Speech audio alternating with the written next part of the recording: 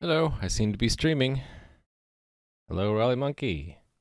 Happy Monday. Yes, happy Monday to you too. For me, it's stream at 235. All right. Today is a content expansion day. So I figured that includes fixing bugs in the previous content expansion stuff. So yeah, stretching my definitions a little bit, but I think this is important. I want to fix the fact that monsters are wandering away from their designated areas and that the spawn cap is being reached and certain kinds of monsters are just nowhere to be found. So, for example, on the sewers here is a pretty deadly enemy that happens to be standing right near where you start. So it would be stupid for the players to start the game right here and have this guy just kind of walk over and thwack them and kill them. This guy over here needs to be way over here and kind of stay there. So putting him there. Whereas this slime guy doesn't really belong back in this cave. He belongs in the sewers over here. Right? And this guy belongs over here. So these guys have a tendency to wander away. And it's reaching the spawn cap, and we're not seeing very many of each kind of NPC. So only one slime and only one of these ogres, but 3 of these orcs. So what I want to do today is kind of constrain these guys to their areas and give them independent spawn caps so that we can have maybe, let's say, no more than like 2 ogres, maybe up to 3 or 4 orcs, and maybe like 4 or 5 slimes. So right now they all share a collective spawn cap. I want to have it per spawn point, basically. And the tethering or keeping them in their area would be like, let's say for these orcs we set a spawn pointer right here, and we would say, well, they can't go any more than maybe 10 squares away. And if they do, if like let's say they're following a player, they would drop their aggro and then wander back. Kind of like what happens in World of Warcraft. That's how that game keeps monsters constrained to certain areas, so you can't bring them back to town like you could in the classic days. Hey there, Raz. How are you doing? And Nui, how are you doing? Hold on a second. I gotta clear my throat. All right. So I want to work on that today. I actually worked on a bunch of important fixes for the clustering algorithm over the weekend, so I want to deploy that into production. I think I fixed the problems with snapshot installation and desynchronization. And well, there are a few leftover bugs that like cause some extra commands to be sent, but I'll fix those at some point, but they're not urgent. And right now I have this feature, the lighting and visibility, sort of half done. So I can't push it to production yet. So what I'm going to do before I push it to production is modify it to disable that code for now. I'm doing all right, Raz. I was, I think, a little bit burned out last week, so that's why I took Friday off. But I'm doing better today. Hold on a second again.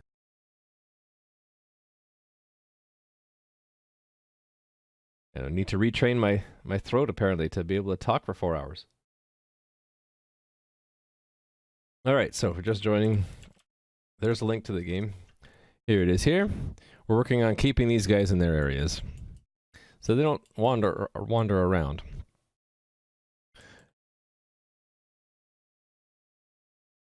So the way these are coded right now, it's a little bit clumsy. I have to take this entity number, paste it here, and then take this and show it into the code editor. Actually, I had it checked in, didn't I? Under zones, sewers, format. Let's see what did anything change? Nope. So the spawn points are programmed into the NPC table. So there are 3 entries to the NPC table. So for example, the middle one is orc. And this is the spawn origin. So the coordinate's 23 by 1 at a radius of 1. So 23.1 would be right here. So this spot right here, 1 square around it, these are where the orcs spawn. So, yeah, we're going to include in that, I think, a max distance. All right, first though, I need to disable the rendering. So here's the new code I was working on, where we do shadow casting, and oh, actually I forgot to start up my development environment, which I need if I want to demonstrate that stuff. Let me go ahead and do that. So I can show the shadow casting stuff. Anyway, we need to disable that for production because I'm not done with the code yet. I can... If this was started up right now, I'd show you how I can't push it into production yet because, well, actually, maybe I could. It would make the game look kind of weird, though. Hey there, Clayman. How are you doing? I am doing well. Thank you for asking. I'm hoping this will start up quick enough that I can show it. Okay, the game is running. I just need the front end to start up. Maybe we'll talk a bit. Oh, maybe it's starting up right now. The Murphy's Law says that if I wait around for it, it'll just take forever. If I just do something else, then it will be done before I know it, right? Although I don't know if I understand Murphy's Law correctly, if I'm using the correct law. I was challenged on that the other day. Like, is that Murphy's Law? Seems like you're saying it's Murphy's Law and it's more than what Murphy's Law should be. Oh, I need to, I'm setting up my Unix environment here. I'm not gonna pull. Wow, so that was 7 minutes late. Is that why a lot of, that must be why a lot of Twitch streamers have like a 5-minute, like, starting soon intro. I don't like those, so I just don't do them. All that can go wrong will go wrong. That's literally Murphy's Law, right? That's what I thought. Family's old cat named Murphy? Yeah. Did your cat have a set of laws? Actually, I wonder what my cat's doing, because usually he bothers me to be fed, but I haven't seen him all morning. Hey then, Russell. You had a dog named Murphy.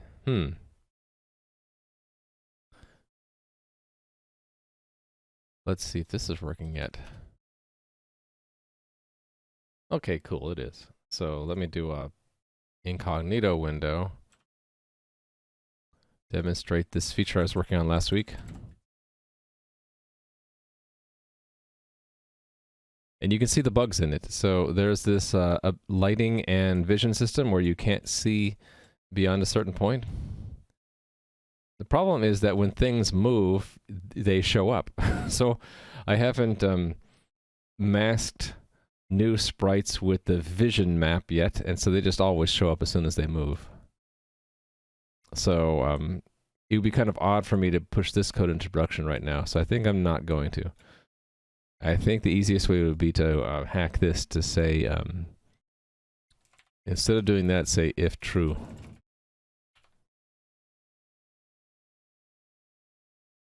And basically disable the code for now.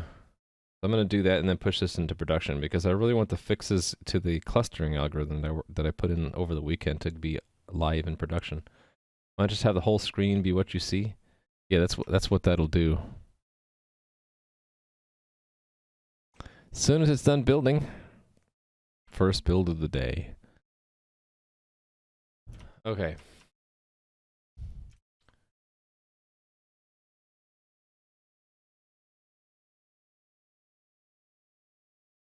Guess I can open the shell on the backend server to get ready for this.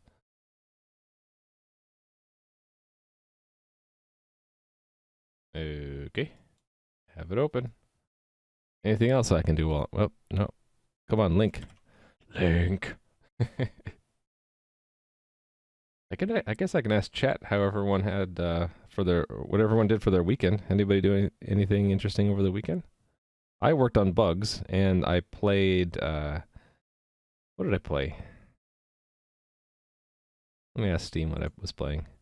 Kerbal Space Program. I played Kerbal Space Program a bit. I realized, I found out they had a new DLC out, and I bought it, but then I didn't get far enough into the game to get to the DLC stuff yet. Work. Hey there, browsing. Hey, look, it's done. Which shell do I want? I want this shell. I want to hit Control C and start it again. Hey there, playing with Skizzers. How are you doing? Raz, you worked on an update to your game? Oh, nice. What kind of game are you working on?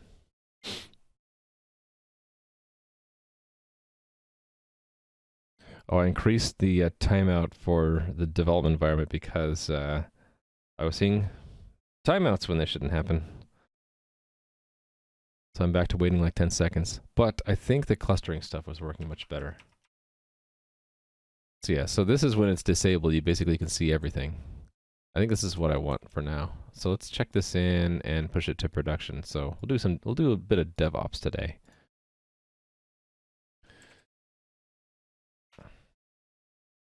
Oh yeah, you can say the name. As long as you as long as I say yes, you can. Go ahead and promote it. Self-promote. Self-promote away. I'm gonna say disable lighting / vision code for now.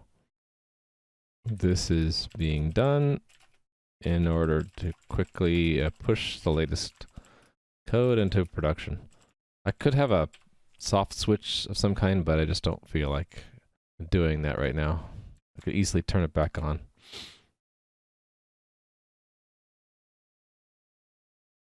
My own original. Oh, on your own. Original dev left the project and you got brought onto update. Okay, it's interesting. There's someone else I was chatting with. I think it was Said who, talking about how they got brought on or started working on an existing game and they're trying to get used to the code. On my own. Yeah, sorry, I said the name wrong. Oh, on my own, not on your own. I flipped the my and the your. I'm getting into that habit of switching the pronouns when I read things on stream, so that they make more sense in grammatically. But yeah, on my own. Interesting. So I suppose it's something we could search for if we were so inclined, right? Let me pull this in. Well, no, hold on. Let's push the front end code first. So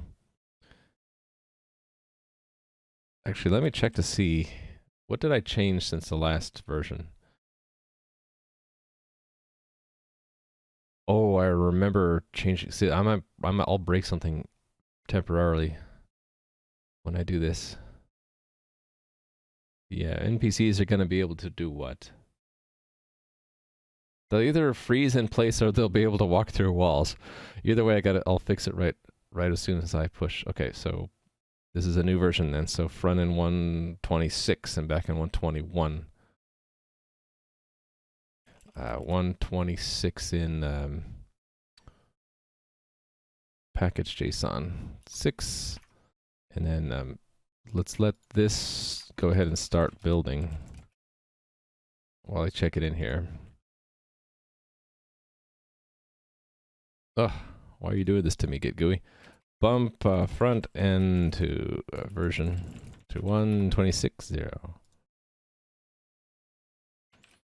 Front one, actually we're going to mug it release. And also grab this. So this is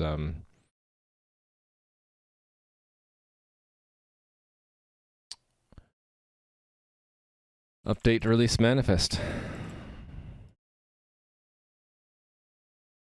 Tag front 126.0. Push tags.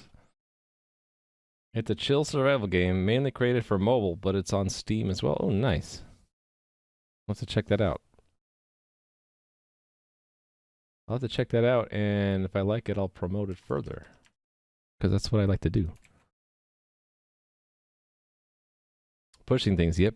Pushing things and doing the DevOps into production. Into production we go. Hi ho, hi ho. It's off to production we go. As long as this is done, it is done. So deploy it. What could go wrong, right? What's in prod now? One version old. There's only one minor change I have to make to the Lua once I push the back-end code. Let's see if that completely breaks the front end in the real game. It might. Refresh. What do we got? No, it didn't break everything. Where'd that slime go? You wander off? You get himself killed? Someone log in and slay him? Okay, so yeah, this guy. Go back in here, please. Oops. I removed the ground. Which one is the ground? This one? Yeah, move the ground back. Oops. Oh, A square. I think A square might have destroyed the slime that was there. That's fine. This slime was too slimy anyway. Yeah, remember I just talked... Well, I just have to live under Murphy's Law. I just have to accept it. Where were you? I can show you where you were, A squared. So, I think it was caused by the synchronization issues I fixed over the weekend. So, back in the Stouter town, if you go all the way over to the left, like 40 blocks, you were out here somewhere. So if you had gone back to the east, you would have run into this wall and be like, help me, I'm outside the city walls. But I plan to add a sort of area world map to simplify the navigation. Well, there's... Right now, there are only really three permanent zones, and there are 3 others that are temporary. So this default zone, this was only for testing while I built up the infrastructure. This zone is going away, and then this one also was also for testing. It's going away, and this little hidden zone also. I have this as a placeholder for some NPCs. I don't want them to get lost. But this is really supposed to be the zone you start in when you create a character. You're between the worlds, and you step through this door. You end up here, in these sewers, and then this starter town. And right now the navigation is by that stairwell. That's the only navigation between realms. I guess, and this door at the very start. But yeah, as we expand the world, like adding more levels below, and then these gates will open, and you'll go somewhere else. I'm not sure yet if there'll be an overworld map, or they'll just lead to another zone with a road or something. Keep Slimyville.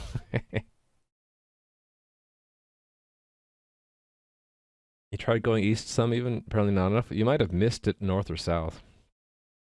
But browsing, you know, I'm heavily influenced by viewers. So if you had a great idea on what we should add, I would greedily accept it. That would be awesome. All right, let me pull the latest. Where? My shell. Where's my shell? This one. I just need to pull this. Don't need all the repos. Just pull that, and then cmake build release.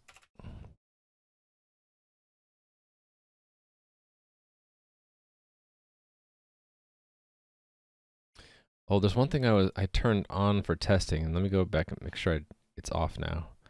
And build VS Code. I changed something in the build cache here. Yeah, it's still on. Let me go ahead and turn it off. It'll speed up my test environment a little bit. I had extra diagnostics on, and I don't need them on anymore. Okay, cool. This is done. Let's go to secrets.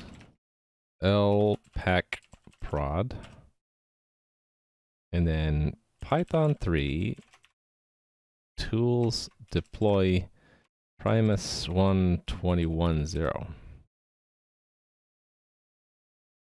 All right, so the latest backend code is available. So this hopefully is the last time I need to do it this way, to do a hard restart of the game server. You didn't kill anything yet? Maybe he wandered off somewhere. I'll have to find him. So I'm going to take a snapshot, and then Download the configuration. Show in folder. I'm doing this off screen because got some keys in it I don't want to accidentally show. I'm just updating the version numbers back here to 121. Save and then paste that back, whoops, onto this screen. All right, and then snapshot again.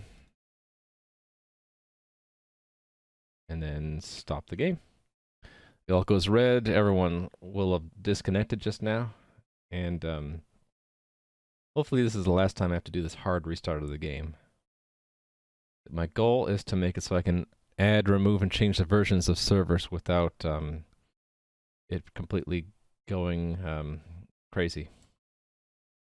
I just need to wait like 10-15 seconds for the socket socket ports to get freed up, and then restart everything. Starting it back up. 121 is launching.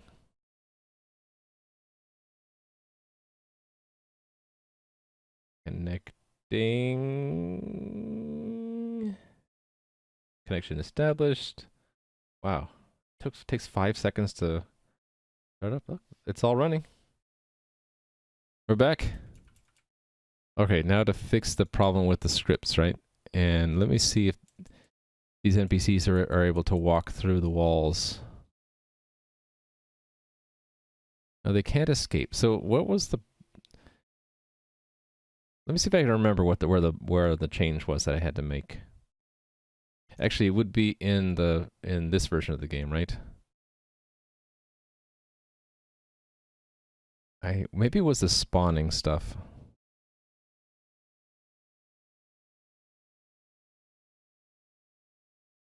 Yeah, this is access check. Has to have this in it. Right, so... I can actually just take the latest version of the access of that script. Close that. Scripts. NPC spawning. Yeah, just grab this and put it into the real game. Edit. See, this has the old version of the code. There it's new. See the difference? Submit. And now let's see if NPC spawning works. I'll just destroy these old NPCs.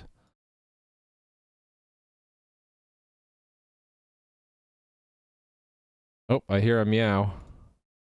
My cat wants in.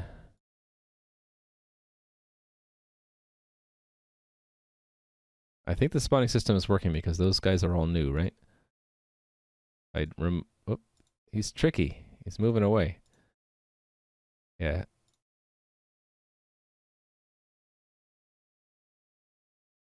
Did we reach the spawn limit with slimes alone? Nope, there's a slime. Oh, and he's attacking A squared. He got some money. Nice. Oh, you have an unfound item in your inventory. I just noticed that in the log. You have an unfound item. Let me see. You have an item that doesn't exist anymore.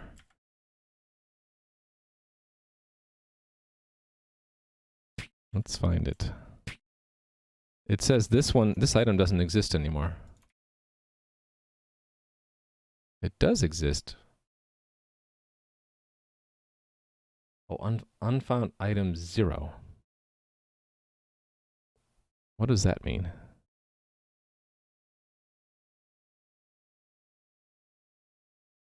I wonder if that message is bogus, or if it fixed itself just now. No? Looks like it's okay. Yeah, your sword is fine. Yeah, okay. I think it was innocuous. Not really a problem. The log message I'm seeing. Okay, anyway. We're seeing all orcs. We did get one slime though, right? I want to see more of those slimes spawn. Remove.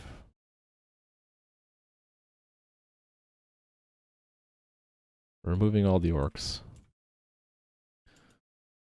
Hoping some slime spawn. Oh, there were 2?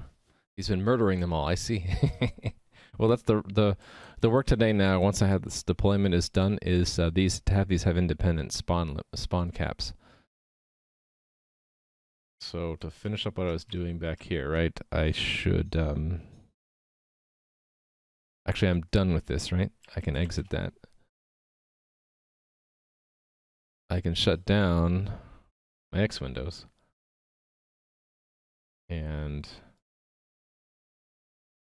power it off. Done with X windows today. All right.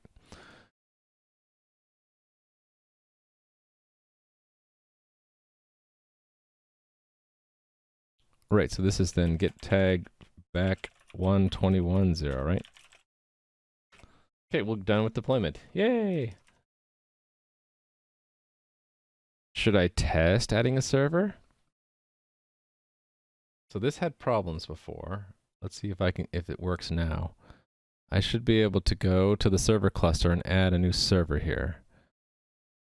Servers, omniaregna.com for 8090, 89, 8190. And then snapshot first. And then add a server. So it's launching a new server 4. And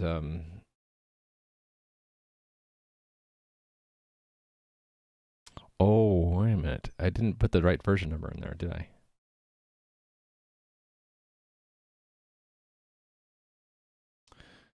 It's not going to be able to communicate with the other servers.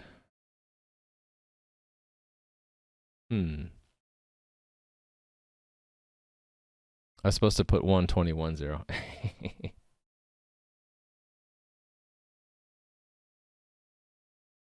How to fix this? I think I will download this and remove the server. Oh, I never added it. Okay, it never added it.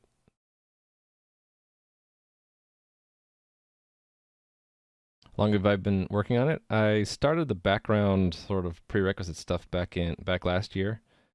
I changed my focus from just general programming stuff to doing this game like in November, and then starting in May the world started to take shape, and I have started recording these recap videos to post on YouTube to show like week by week what has changed. So I have 3 of those videos now for May, June, and July. And I'm doing well, Dev Steve, and how are you doing?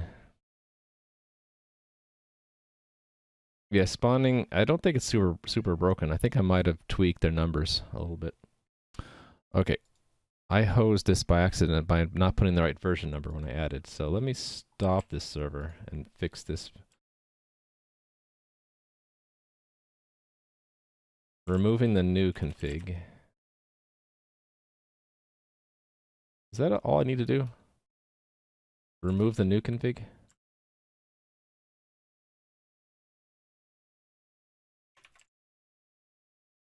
I think so.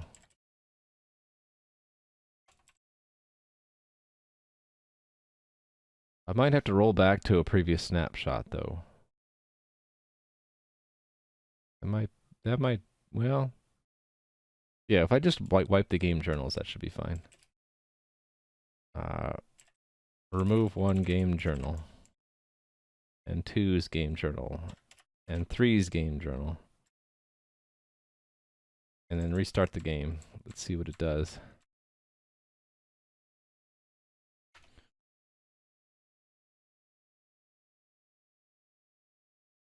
One 21.0, okay. Around which videos did you start doing the game logic? You mean the Lua script stuff? Not that long ago. Hey there, Ramy. Wowie, look who's here. Okay, cool. So let me try this again. What happened to server 1? Wait a minute, why is it? Okay, there's still a bug. It's receiving multiple game snapshots.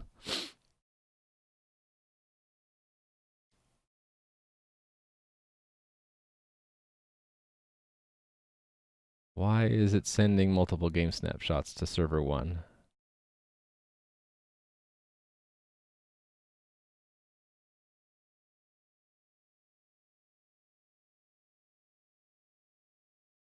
And when will it be done?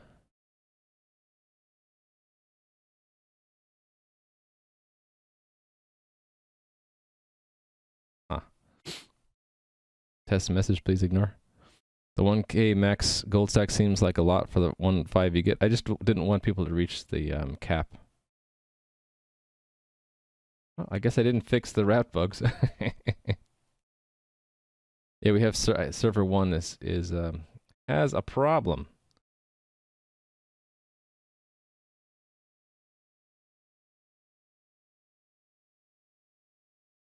I guess I could drop server 1.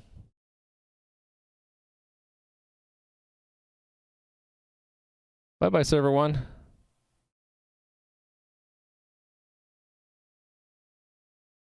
Uh-oh. Wait a minute.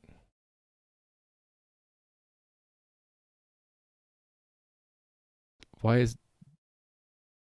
Did I drop server 3 instead of server 1? Okay, now I'm really confused what's going on.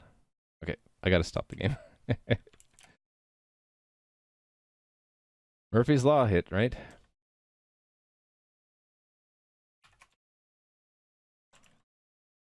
I was worried about this happening. So removing the server didn't do the right thing. It actually screwed up.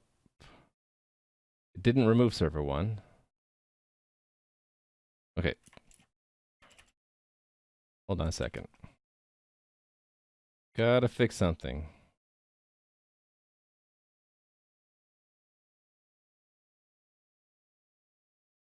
We'll use server 2 state. Copy 2 game snapshot to 1 and 3. And then start everything back up again. Like it never happened. How many servers can you have in the same? The follower servers don't take up a whole lot of CPU, so I could have a lot probably, but there's no real point to having more than 3 or 4 on the same machine. It would be nice to have them on different machines. All right, yes, we're back up. Now let me try this again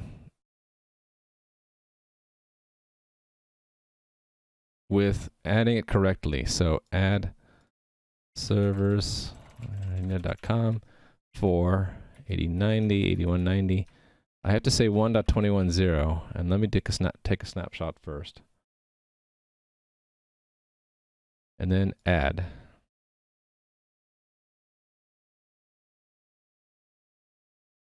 Why didn't it do anything there? It said it committed a start reconfiguration, but it never actually added anything.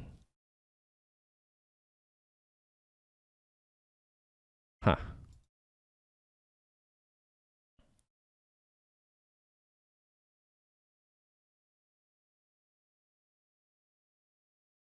Okay, well, guess I gotta stop it again.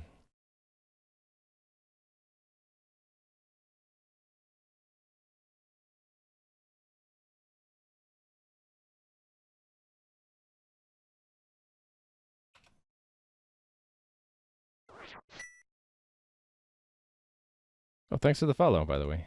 I'm just trying to figure out what I did wrong here.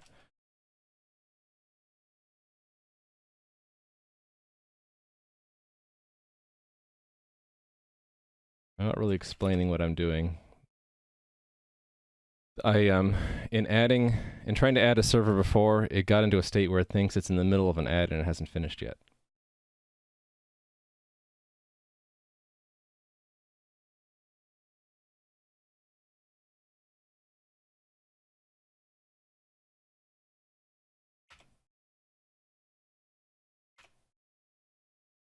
Okay, yeah, as I bring the cluster back down and up, every time it comes back up, the bot reactivates and spams the chat. I apologize for that.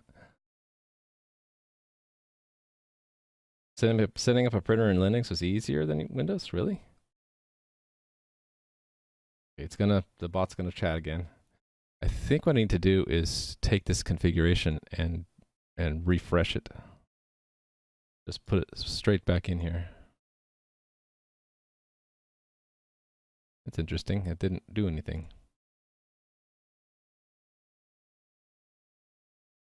Oh, do I need to? Clear that. Download.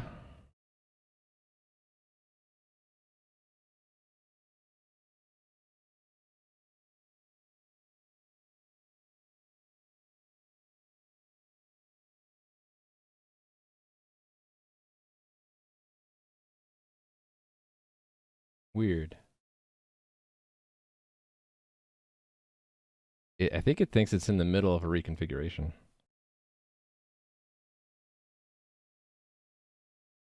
Snapshot.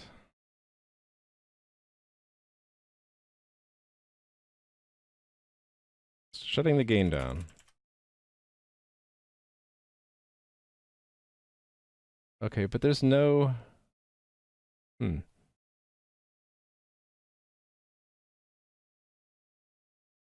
I just try to figure this out later?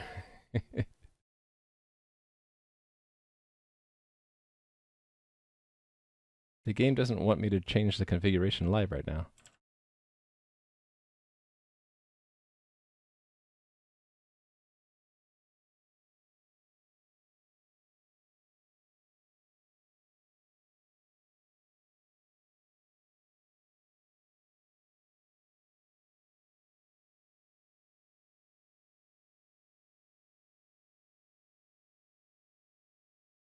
Yeah, I don't know what to do.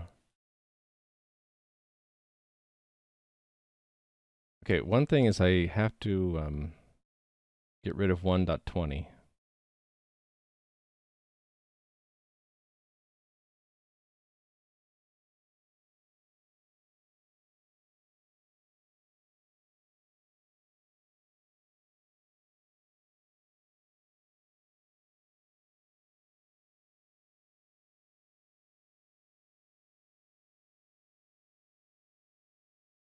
Okay, so I just replaced the default version of the game.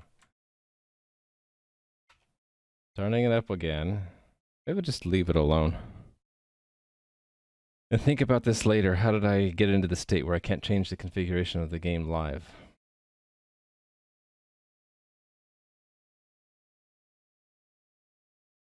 Let me try one more time when it comes back up. It's coming back up. 1118 generation. Grab the configuration. Download. Look at it. And upload. Oh, that worked. Now it works. Okay, let me just not mess with it anymore. I'll mess with the clustering stuff later. What, right? Why attempt Murphy's Law anymore? Let me get to the work I was going to do today. Hey there, Ivanhoe. Okay, back to the work I was going to do today. Enough with the server, messing with the server stuff. I'm going to fix the monsters from wandering away. So that means that they need to drop aggro and path back once they get too far away. So let's go to the actual spawn tables and put the data in here. So if this is the origin of this or the spawn area, maybe I'll add to this some data, like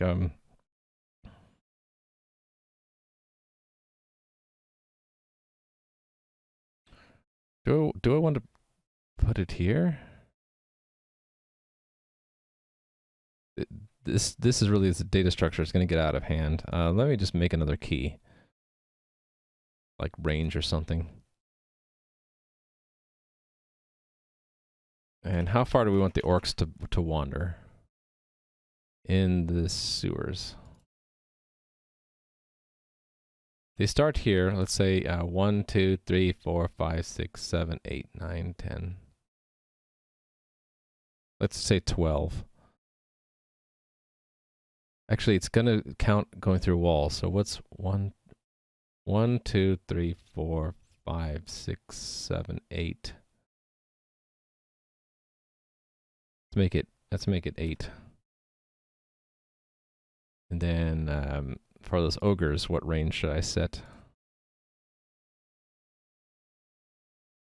They spawn at 32 by 8 down here. 1, 2, 3, 4, 5, 6, 7, 8, 9, 10. Let's say 12 for them. And then the slimes.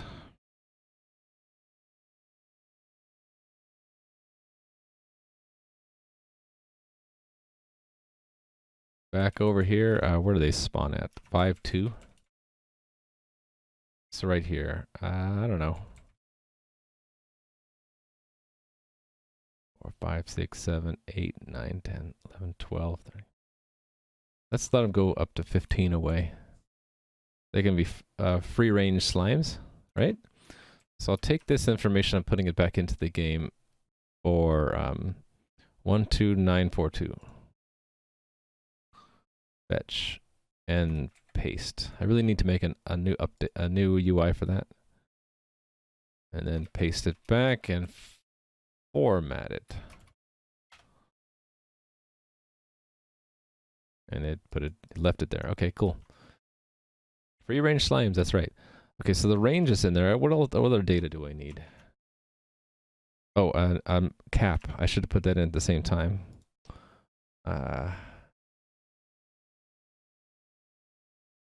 Let's make it called limit. How many slimes do we want? I don't know. Let's make 6 the limit for slimes, and then orcs. I think I said like 4, right? And then up to 2 of these ogres.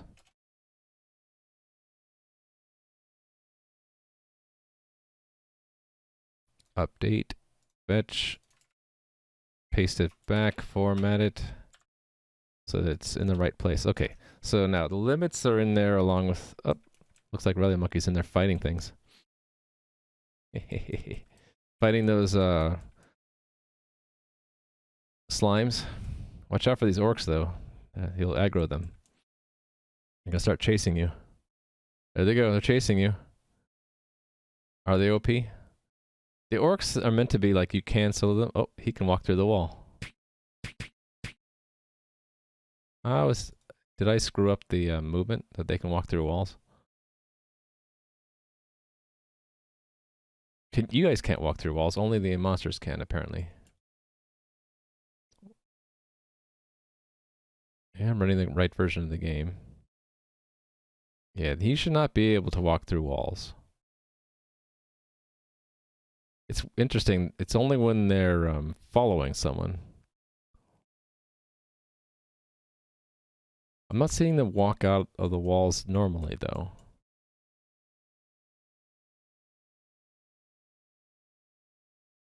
Yeah, he shouldn't be able to walk over water like that. Ah, he's killing you. Yeah, drag him out. Oh, now he's wandering out.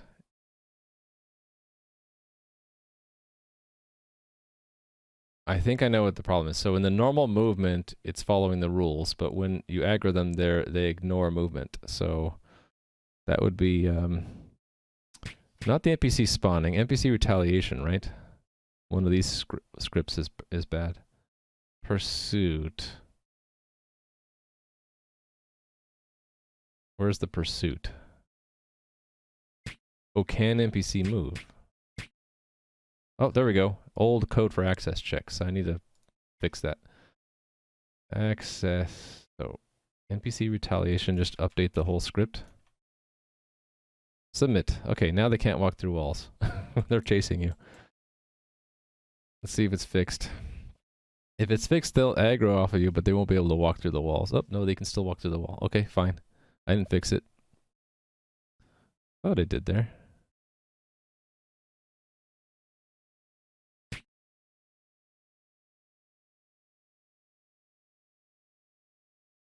Oh, wait a minute. I didn't fix it here. Aha. I never fixed it.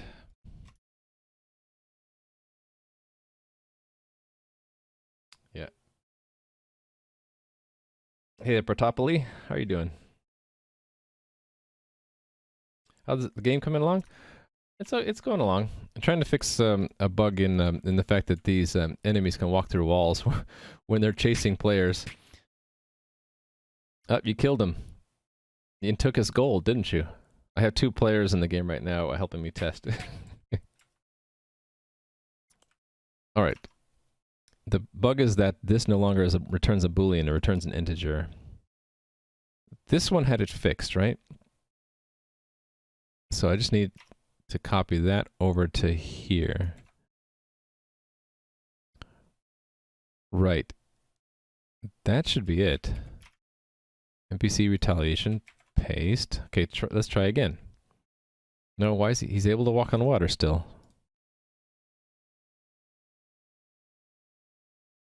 What did I do wrong?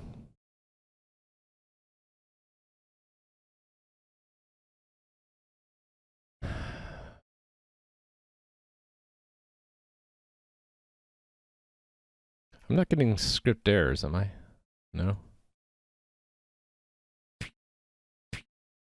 Did I? Yeah, I removed the beatboxing. That was a bug, I removed it.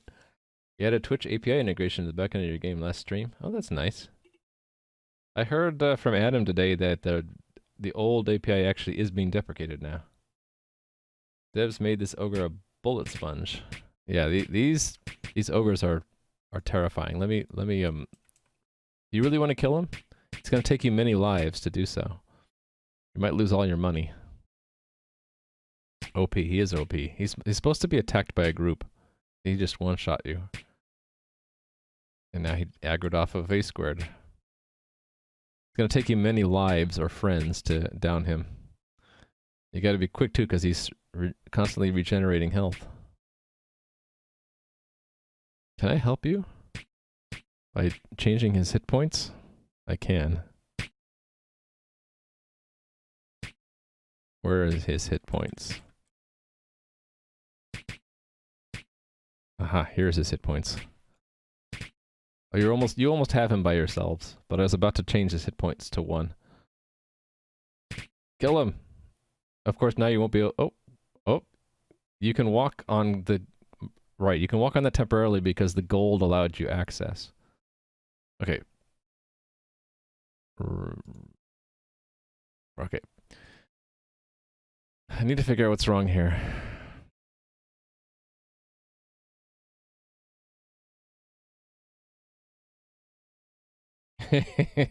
Ninja looting? Ninja looting is allowed right now? Permitted starts out false.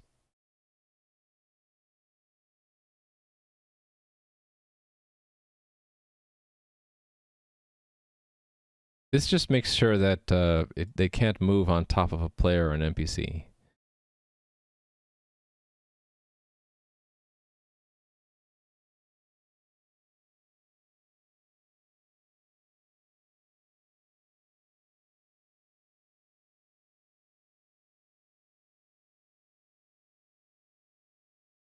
Oh, you know what?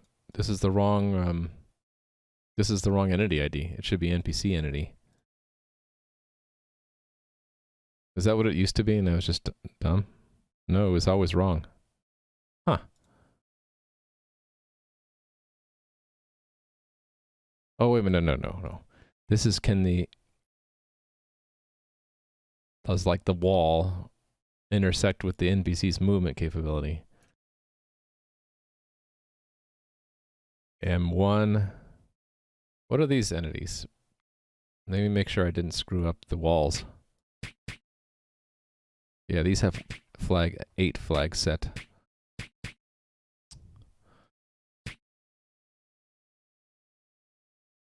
Oh, this is inverted. Should be equal access check permit, not... Okay, so that was backwards. This should also do a deny as well, right?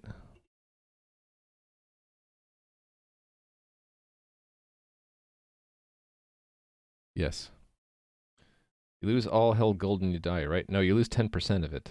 Unless you only had like 2 or 3 left and then you lose the rest of it. Yeah, drop your gold when you're almost dead and then you can pick it up. That's one exploit. You have to pick it up within a minute though.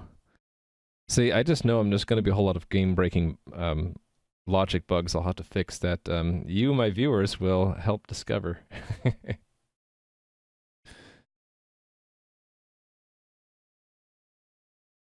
This will set the permitted flag, but do I also want it to set the denied flag? I think I do, right?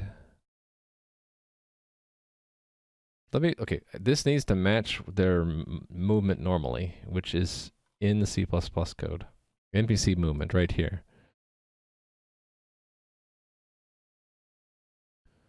Can NPC move this function? What does it do?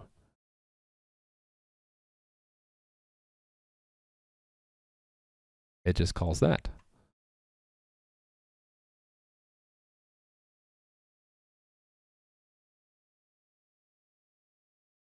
Okay, so it does do permit true false.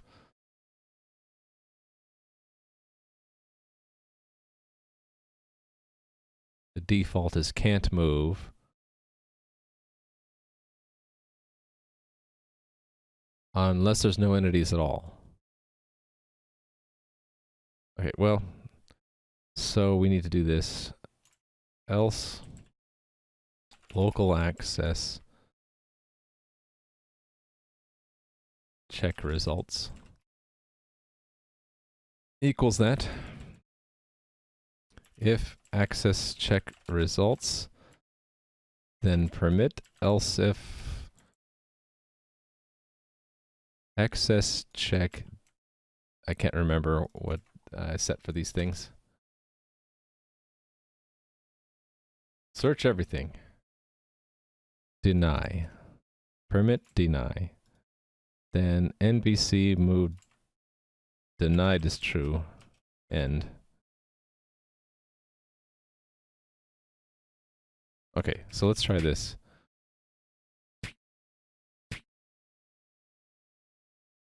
Okay, now can they move through walls? That's the check. Ooh, this guy is a little bit too tough. Oh, you're spam respawning to kill him, aren't you? Nice, nice tactic. You're gonna lose your money though. Enjoy walking into that wall temporarily. Okay, now let's see if I should really start up my own client here. Or unless you guys want to continue helping me test this. They should not, I want to make sure that they can't move into walls anymore. Let me just get my client running.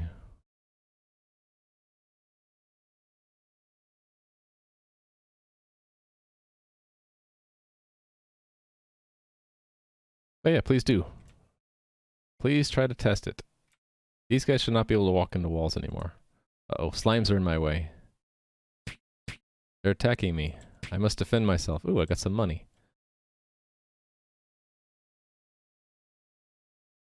Hey, it's some fellow adventurers.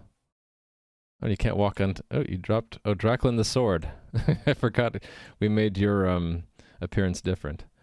Let's aggro some of these guys and pull them out. How come he's not aggroing off of me? I'm not moving at all. I screwed it up. He can't move at all. Ow. That hurt. Yeah, you can't pick up Draclin. Alright, they can't move at all. Oh, because I misspelled this variable. That would do it. This is going to be dangerous, so once I fix this, those guys are going to start moving again, aren't they? Oh, they're moving. Run! Save yourselves! Oh no, I'm being attacked by the orcs. Okay, good. They can't get to me. They would like to get to me. They're trying to get to me. This guy's gonna get to me, though. Die. I'm dead. Lost some monies. Got some money back. Okay, cool. I fixed it, I think. They can't move into walls, but they can move normally. Eventually, Draclin, I'm gonna have to take away your special status as a living sword. Oh, this is sort of a dangerous place to be in, isn't it? Money. Okay, I fixed that. Let me check that in. So we'll go back to this view while I do this check-in. No, well, I could give him extra damage if I wanted to. So, oh, now he's food. I should make his aggro range bigger if he's food. Right. I'm gonna check this in first. So, fix bugs in NPC pursuit. Game logic.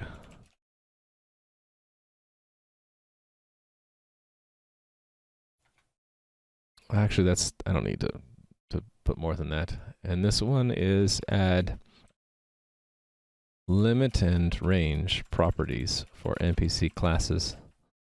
Commit that. Shouldn't be able to traverse the grounds. He's a sword, so make it so he can't move if he's a sword. These ogres have already aggroed off you guys. The moment you step through here, it's a good thing they can't pathfind around this to get to you. You step in here though, they're gonna chase you. This guy's coming after you. He's gonna kill you. Ow! Ow! He's gonna get you. Still pursuing you.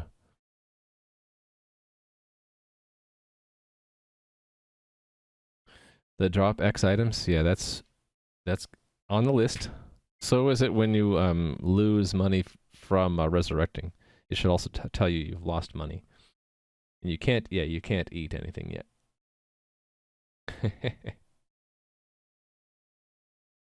By the way, hello, Draclin. We've been talking about you in game, but I didn't say hello to you properly. And hey there, the epic unknown.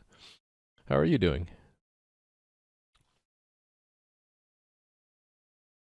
Wait a minute. What happened to my chat? Tried to wave and it didn't work. Whoa, what did I do? I tried to wave.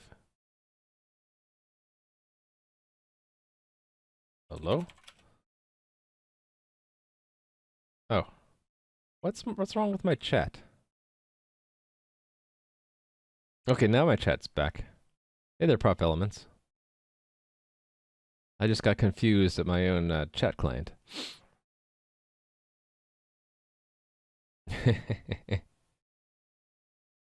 All right. Yeah, see, he's trying to go straight to you. He doesn't know how to path. Once I put in the pathing algorithm, he would go down, down, left, left, and then kick your butt. All right, let's do this. Spawn caps first, I guess. So that is in the spawning code. There's this NPC limit, right? Where do we check that?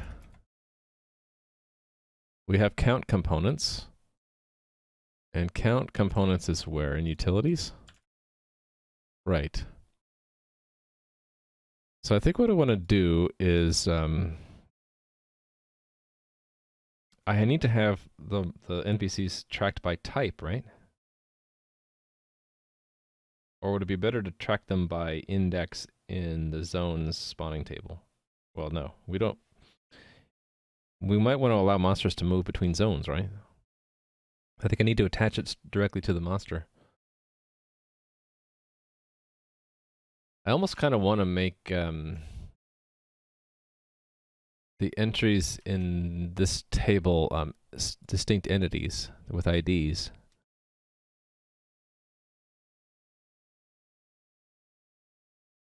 Blocking the orc?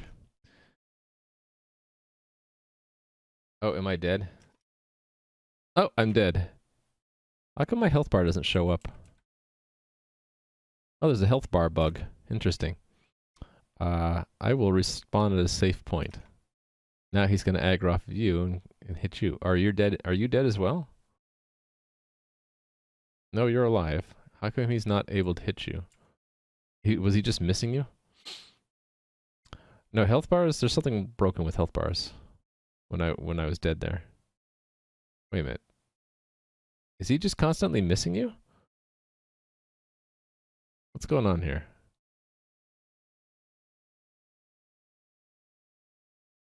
Not attacking you? Why not? What did I do to him? Wait a second. Are you saying that he's given up the fight? Oh, that's right. The tank is A squared. A squared is the tank right now. He's trying to get to A squared, so oh, interesting. Now he'll have dropped aggro, and he's attacking someone else? Interesting. So I need to work on the aggro stuff. Like, maybe if he can't get to the top, he goes down his list. And now I just aggroed him. Now I'm up. Guy's going after someone else. Okay, that's, yeah, so it's, he gets fixated on one player, and if he can't get to that one player, it doesn't attack anything else in his way. Yeah, alright. Drachlin's the money. I want that gold. Interesting. Let me hang out in a safe area. I don't want to die. You guys pulled the monsters all the way down here.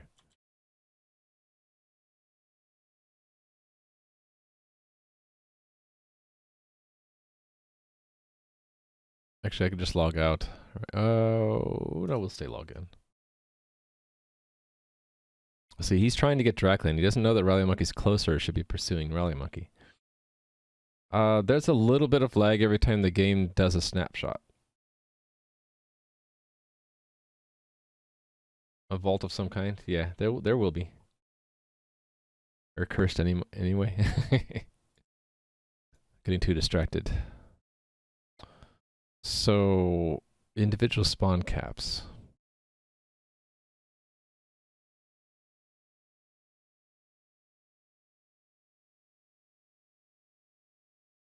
Actually, I think I do want there to be a different entity.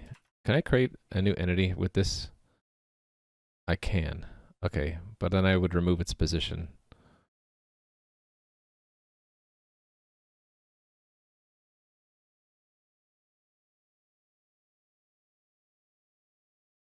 Okay, so if I make NPC classes entities, I can refer to that entity. I think that actually makes sense to me. So let me create some entities for these classes first. And you know what? I can actually redo this. So instead of O for origin, let's make this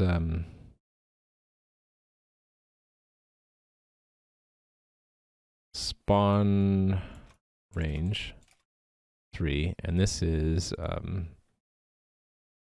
wander range.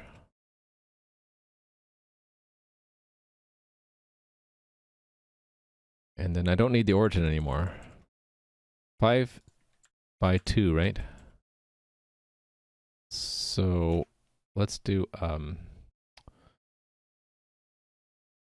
here this level, new folder. That's the wrong level. This level.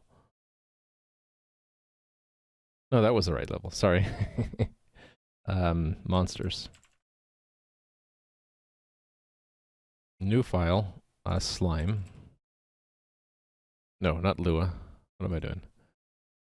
Slime.json. There. You going to let our hit points come back by simply being in town? Yeah, you gotta talk. You can talk to the healer to get healed. But questions like, are you going to? The answer really is yes, if people want it, and if it makes sense in the context of what we're doing. So if it makes sense, then I probably will do it. If I haven't done it yet, I just haven't gotten to it. Yeah. Hey there, 715209. kind of all over the place with my work right now. Right, I'm going to make orc.json and, whoops, how did I get there? Ogre JSON. All right, let me extract out from the sewers. That was the slime, right? Let's get, wait a minute, make sure I get the right one. Yes, green slime. So I'm done with that, this one, right? And this is the next one, which is orc. Paste. And we're making this one spawn range 1, and then this was wander range. So 23 by 1, right? And then this is the ogre. Ogre. Spawn range 1. Wander range. Okay, so I just need to add these into the game now.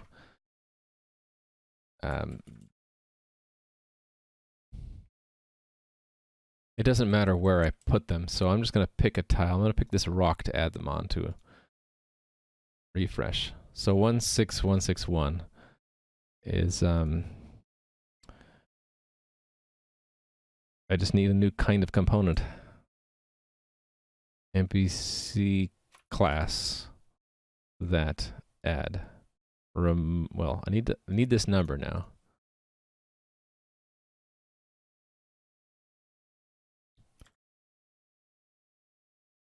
That's the I'm just putting the class numbers in there now.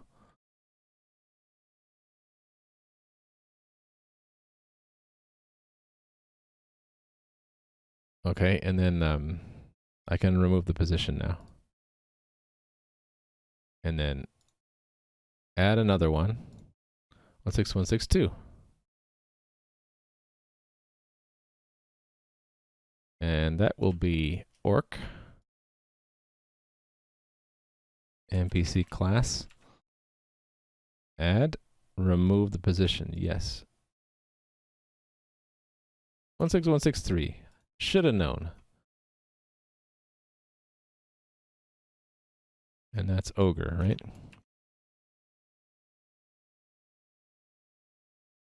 NPC class. Add, remove the position. So no 16161, right? Or 2 or 3. Cool.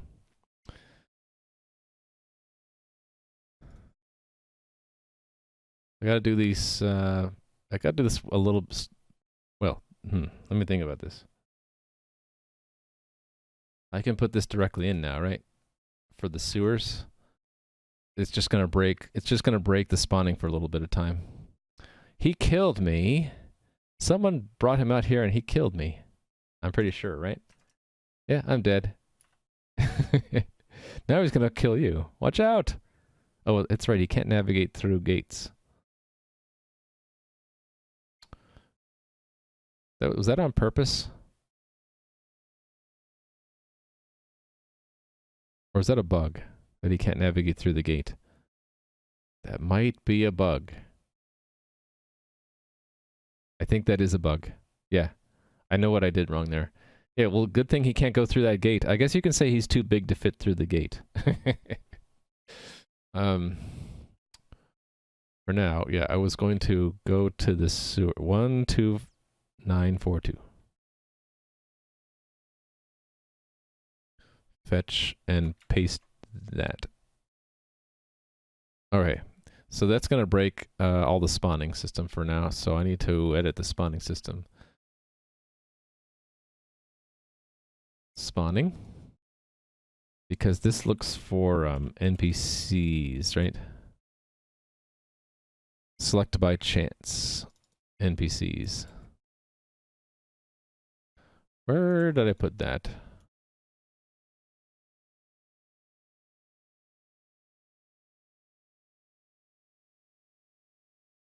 Oh, huh. I don't think I want the chance to be in the NPC class, actually. So that means I put this back to be objects.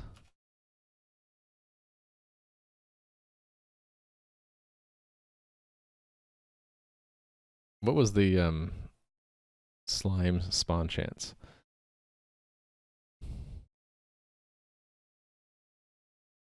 Or maybe what I... Yeah, let's just pull out the chance one.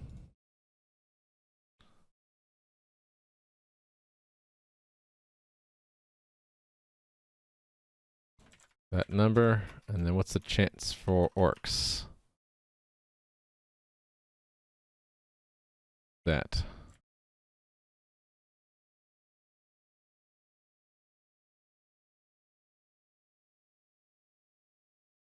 And then ogres. Yeah, they had a very low spawn chance.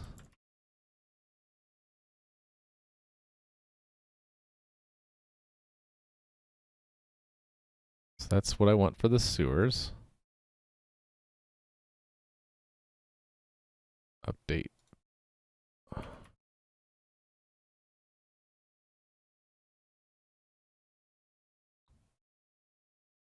Okay.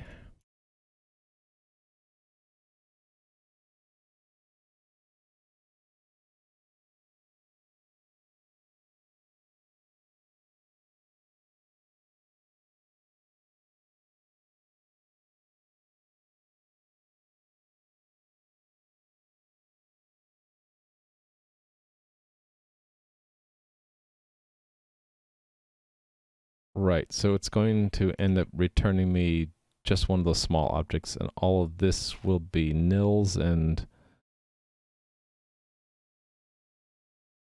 Okay, that's probably why I'm not getting an error.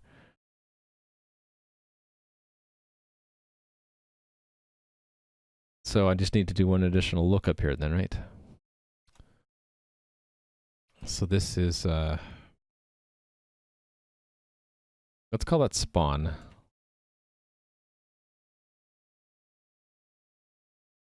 So then we need to look it up, right? Game with entity component of type.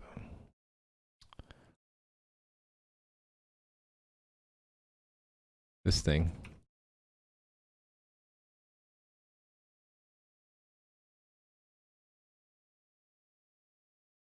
Function. NPC class. And then do all this stuff in there. NPC class and the entity number, right? Which would be spawn dot class.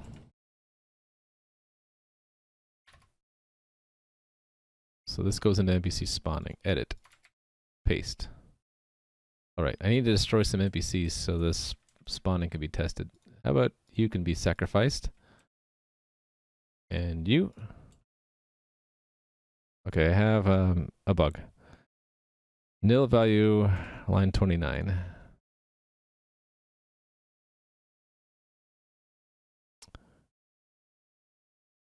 there a particular reason for using local foo equals function syntax instead of local function? No reason. I didn't know you could do local function foo syntax. I don't want that function to be global. I want it to be local to the evaluation of this script. The only thing I want global to be global is the system functions, really. Like this should also be a local function as well, really. Yeah, I don't really want to pollute the global namespace if I can avoid it. So, well, one exception is these utilities. These are meant to be used by other scripts, so they're all global functions. But this is really just supposed to be put into the system functions table. Yeah, I know I'm polluting. I need to clean up my pollution. What did I do wrong here? Oh, I didn't update this, did I? Select by... Did I make a change here? I did not, did I?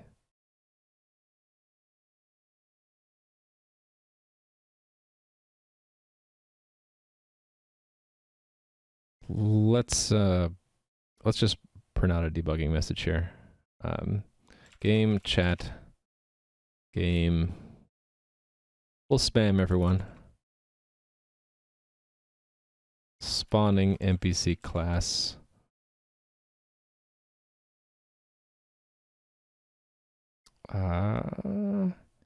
Spawn.class. Edit. Paste. Submit. Clear.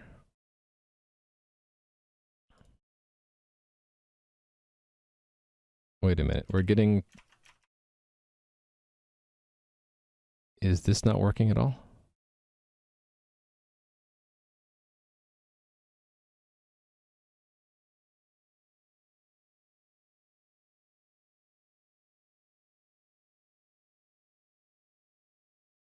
Wait a minute.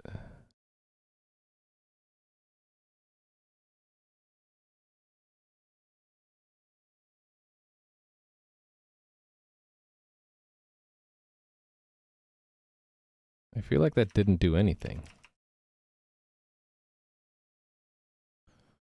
Not this problem again.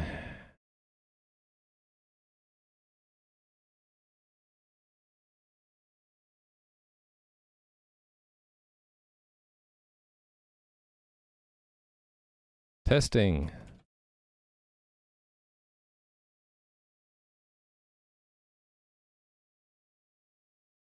Okay, something... Yeah. This problem again.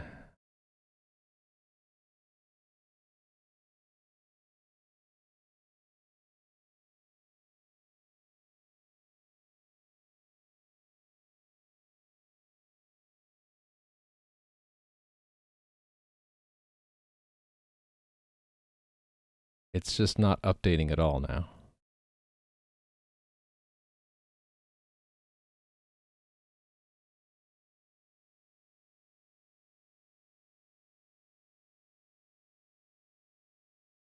How do I fix this?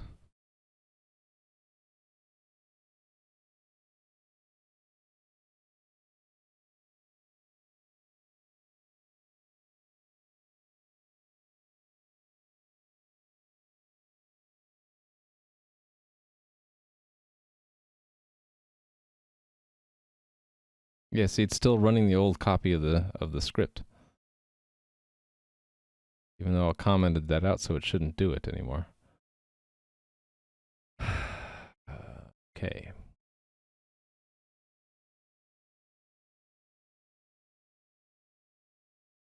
Last time I had to I had to stop the game and start it again to fix this, didn't I?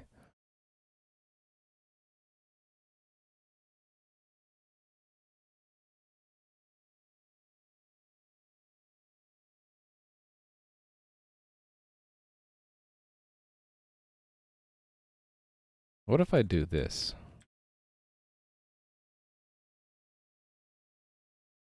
Submit.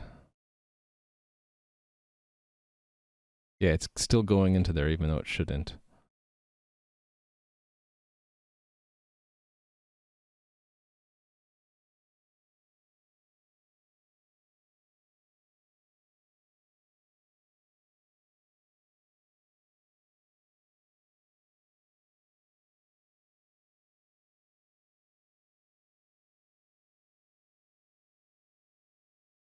I should go ahead and remove that while I have a chance.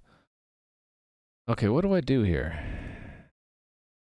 Where I update the script and it doesn't actually update. What would cause that? Test. Submit.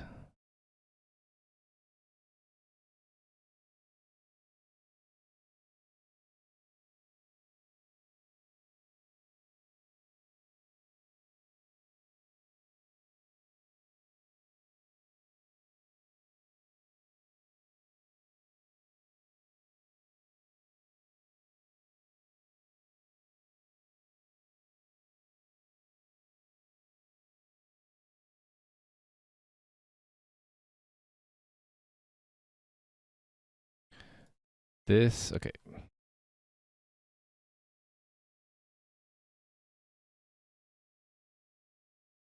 This is frustrating. I'm not sure what to do. Let's turn this into, well, hold on. Let me do it out here. Local function, local that equals function that, and we'll remove the testing for now. Leave that in though. Edit to have that in there. And I'm just gonna take the game offline and restart it.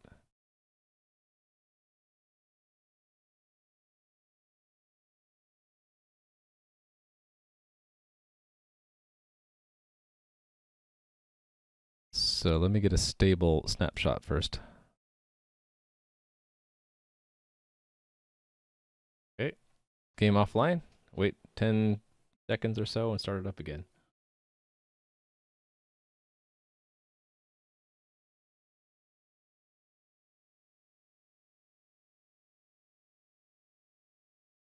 Yeah, this happened once before where the server wasn't, it's like it wasn't, it's not executing the new script I'm giving it.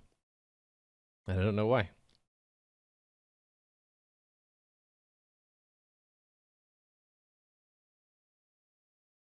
Launching 1.21.0. Acting. The game is processing the game snapshot right now, loading the world, so to speak.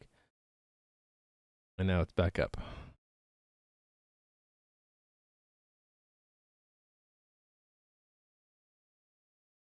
Okay.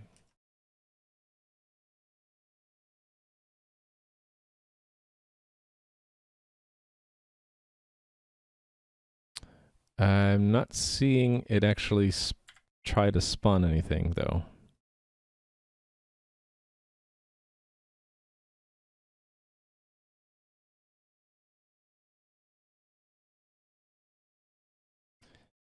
Testing. That worked.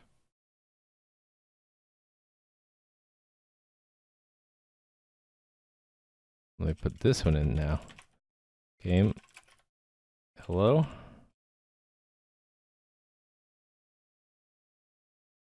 Submit.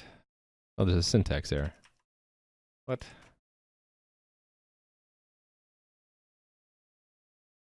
Where? 27?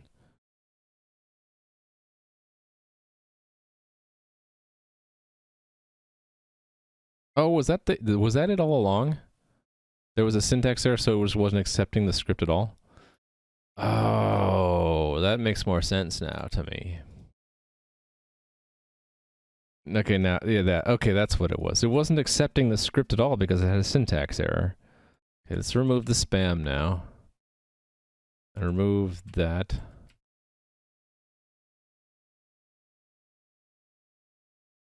So I would see it if I hit that right away. I would see it once. Yeah, I got rid of the hello spam. Sorry about that. Okay, now is the spawning working at all? This guy, let's get rid of him. Okay, okay, we're back to this problem where it's not getting the class correctly.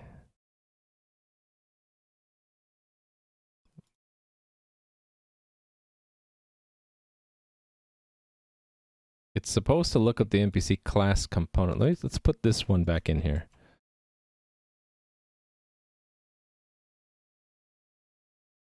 Does it say the class number is 16162, okay?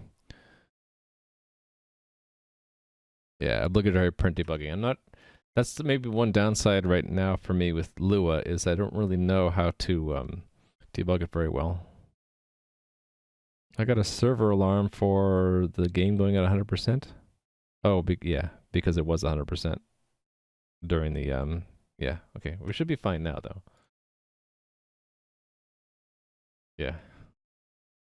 I have AWS send me alarms if CPU usage gets too high.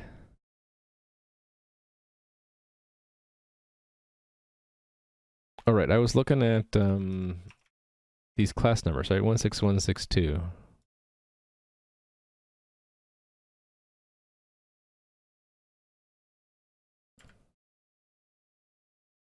This has an O field in it, right?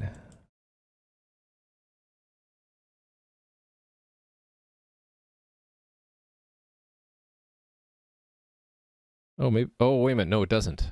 I removed the origin component, didn't I? Because that one I wanted to put that in the original. Okay, that's right. I wanted to put that up here, or make it a position component and give a position component to a spawner.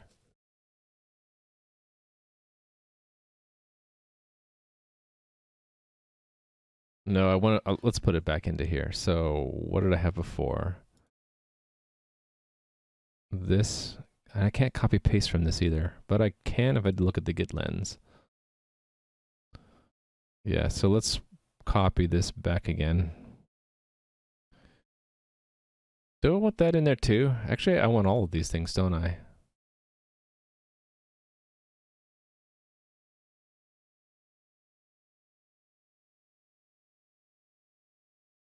I'm going back and forth on what I want in here versus what I want in here. In orc versus the NPC table. I think I want the chances here so that I can balance them.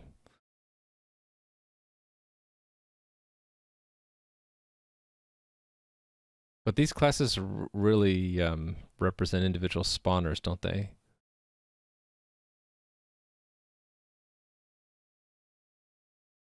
So the spawner could have a position in the game. It might as well.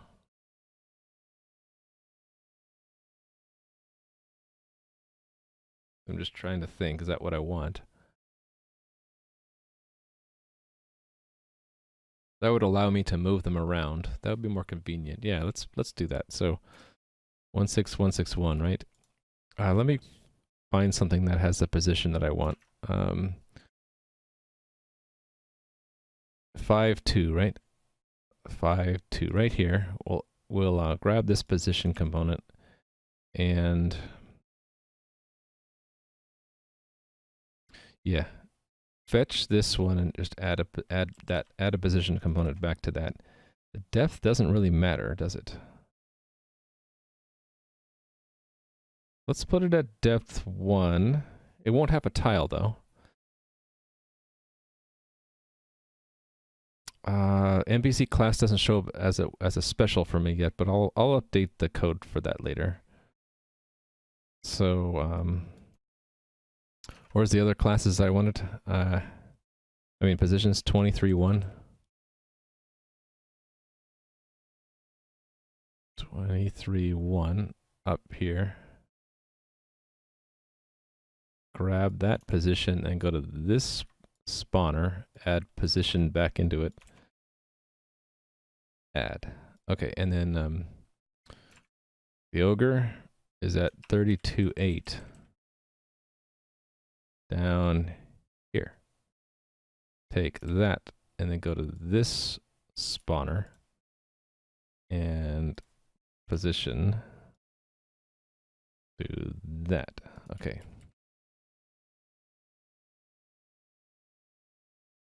Cool. So I can I can at least do this where I can use this go to find it quickly. All right, and that means that I need to get the position as well as the class. So back here, I want to use the I made it a utility, right? With components. And it takes entity component types. So that's spawn class. Really shouldn't be calling it class, should I? It should be called spawner or something. And then a list of types. So it's a NPC class and position. And then visitor. And then components? Forget how we use this. Let's look it up again.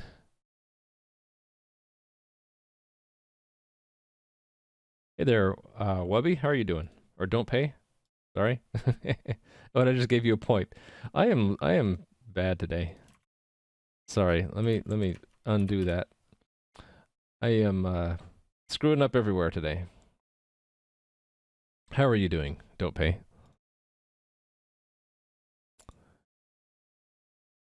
Oh, it had to be a table. What am I thinking? This is Lua. There we go.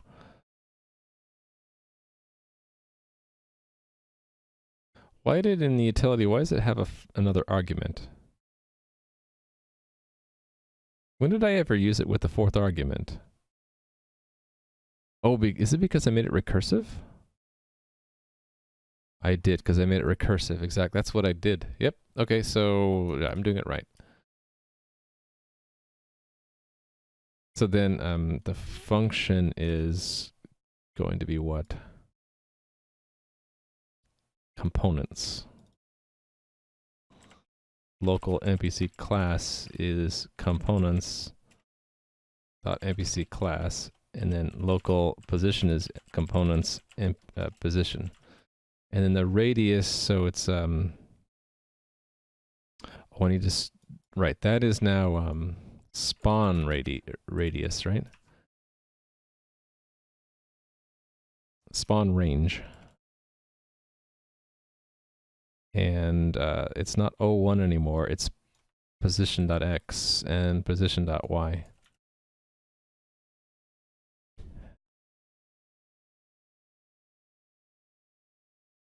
I think that's right. Okay, let's try that out. Edit, paste.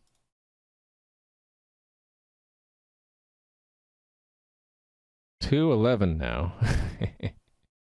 Where are we? Oh, and in utilities, $2.11. What's the error? Attempt to index a string value. Doing something wrong.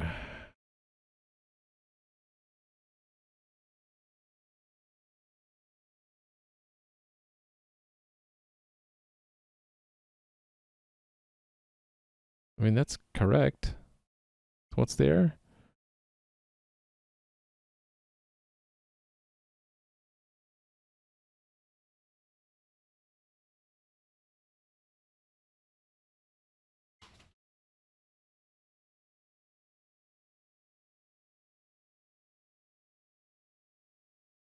Oh, I have too many arguments. There we go.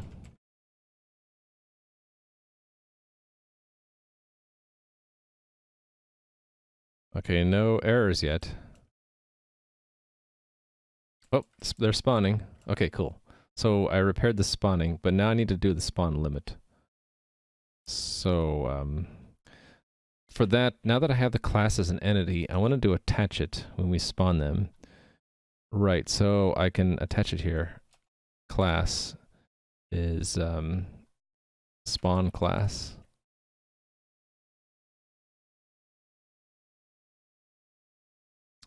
And we can count the number of things in that class now.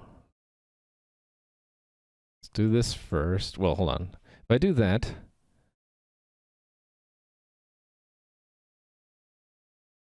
then yeah, I only want to do this if we're not at the cap.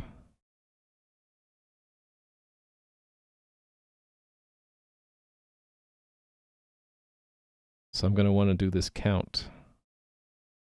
But it's a slightly different kind of count.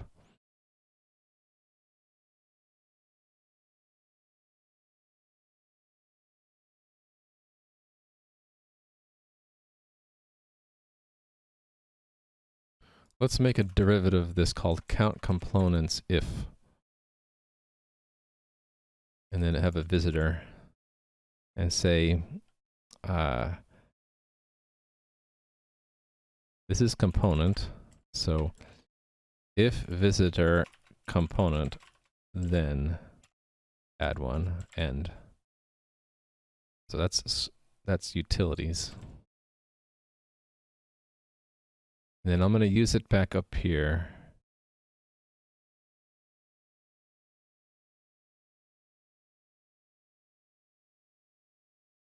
if count components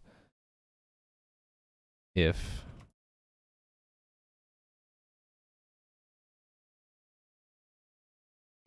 do it this way.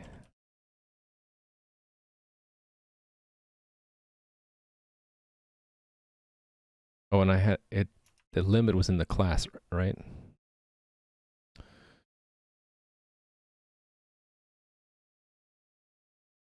Limit.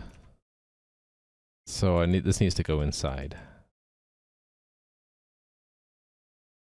Yes, right here. Then return, and it's if it's greater than or equal to NPC class limit. That means I should move these up here.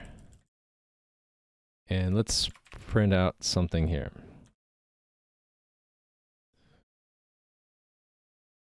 And put something here instead. And we'll say NPC class at spawn limit. So this is a function that takes the NPC, return NPC class equal to spawn class, right? So it's going to count the NPCs of that class.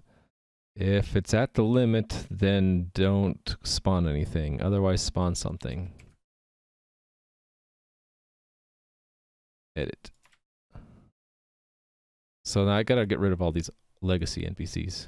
Goodbye. Goodbye. Whoa, why are there 3 things there? Well, there's the spawner. And then the monster. Okay. What are you doing there? Die. Okay, there must be a script error. Yep. Attempt to index a number value, local NPC. Why is it a number?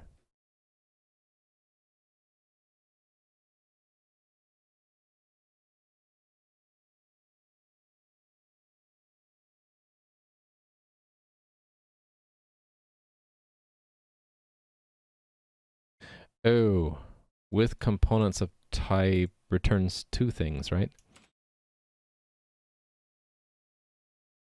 Entity number. Okay, so it's entity.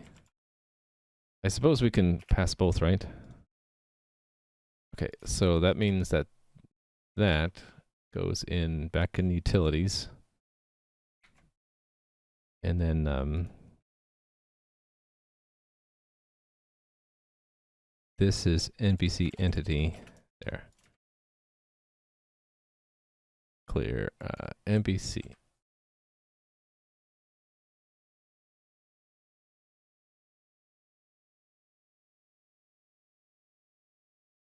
Okay, so it's spawning them now. But it should only go up to a limit, and then it should start saying not reaching limit.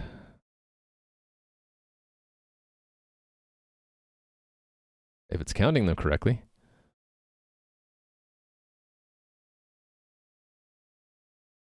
Yeah, sorry for the spam in-game spam. It's all for a good purpose. I guess I should get rid of the total cap now? Or at least I should lift it a little bit. This always goes poorly when I do this. 30. That shouldn't need that upper NPC limit anymore, if I did this right.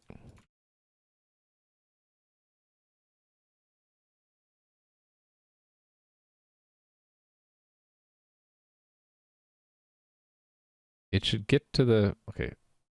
Is this really doing anything? Hello? It is. It should get to the spawn limit for these kinds of NPCs. Well, the slimes aren't being killed off, so they should continue getting spawned, but then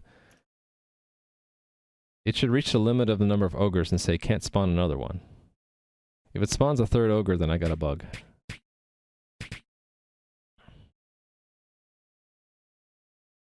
I'm not seeing that message yet, but the chance is kind of low.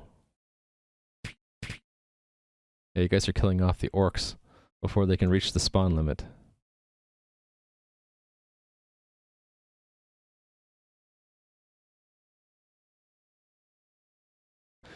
Did I do the chat thing wrong?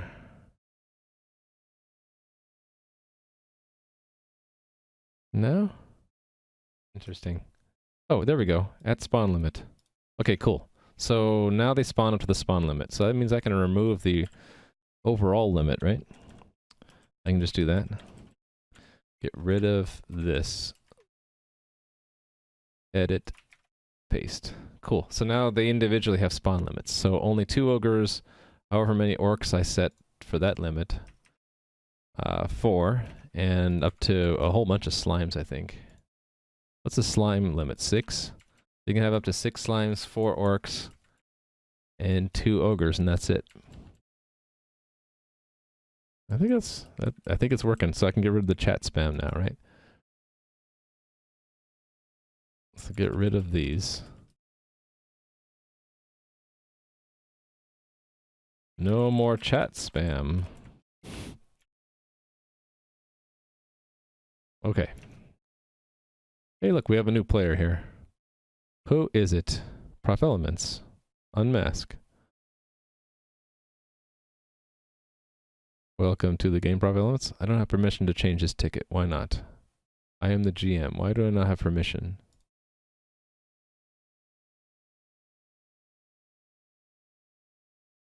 What? Well, that's odd. I can lock it, but I can't open it anymore? Oh, I changed the code that changes okay, I broke it. I broke that one. Okay, well, good to know. I should just enter that as a bug right now. Issues. I am pretty sure I know how I broke that, but I won't go into detail. That's for bug fixing day, right? So GM can no longer open close tickets. Actually, I'll put my guess is that when I changed the underlying mechanism for tracking client ID for each message into the coordinator, the logic for changing tickets was broken. I didn't test that. That's the problem. I don't have enough tests for that bug. I tested profiles and what was it? There were 2 things I tested: profiles and something else. But I didn't think to try testing the ticket system. More tests, yes. You can talk to the healer, yes. Yeah, the well is sets your save point, but the healer heals you. Uh-oh, watch out, 715209. Step around that corner and that orc will be after you. How do you get a sword? You talk to the guard in town. I meant to give you a weapon when you start out because you can't get past these slimes without a weapon. What if I have people start out with 1?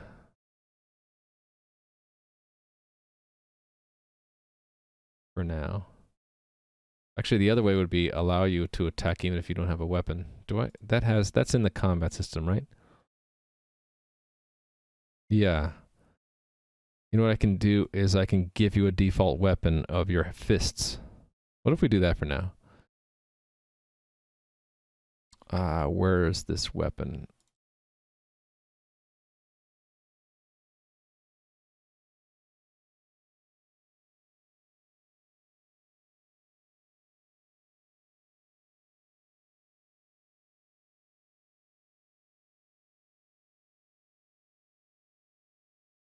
Okay, well, it'll fall through and you can attack, but you won't have a weapon.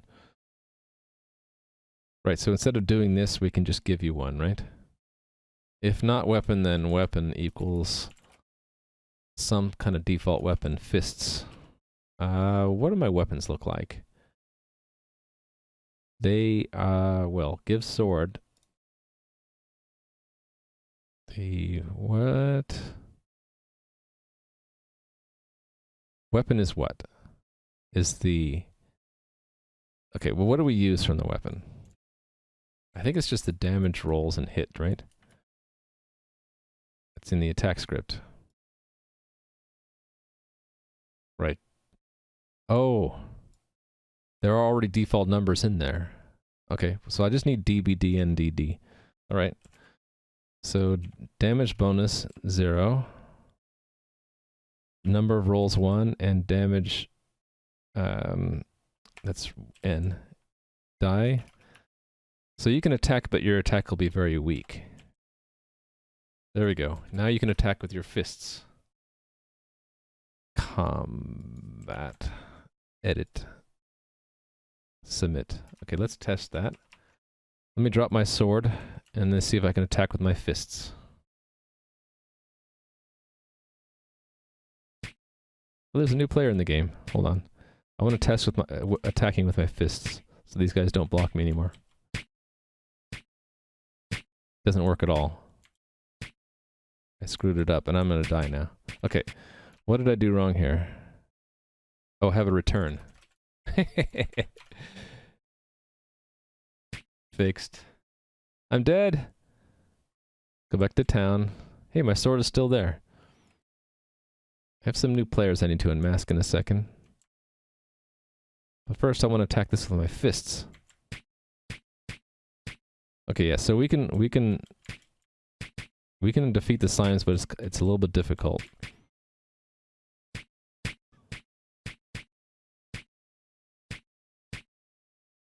Man, these things are tough without a sword. Okay, I need to get my sword back. Actually, I've already been to town, right? I can just let them kill me. Teleport to town and get a sword back.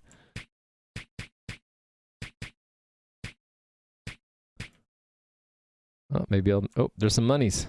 I'll let you pick up the money there. Oh, there's a lag. The lag is a bug in the raft algorithm stuff. It is supposed to be doing snapshots in parallel, and a lot of it is in parallel, but there's some sequence there that is a critical section with the rest of the game. Heal me, please. Yes. And here's the guard that gives you a sword. Sword. Yes. Hey, I got a sword. Alright. Okay. Let's check in what I have so far here.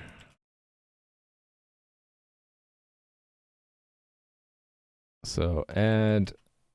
What are we calling this? Do I want to call them... NPC classes?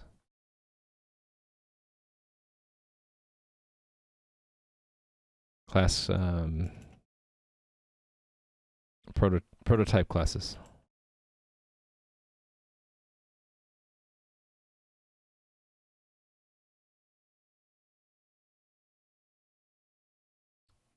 Utilities.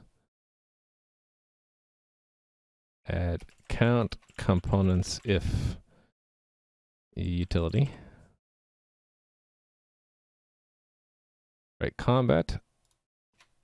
Allow players to attack with no weapon. Just fists. Fisticuffs. NPC spawning. Okay, so here's the change to require NPC class components. Alright, so we're checking this in. So make NPC, well,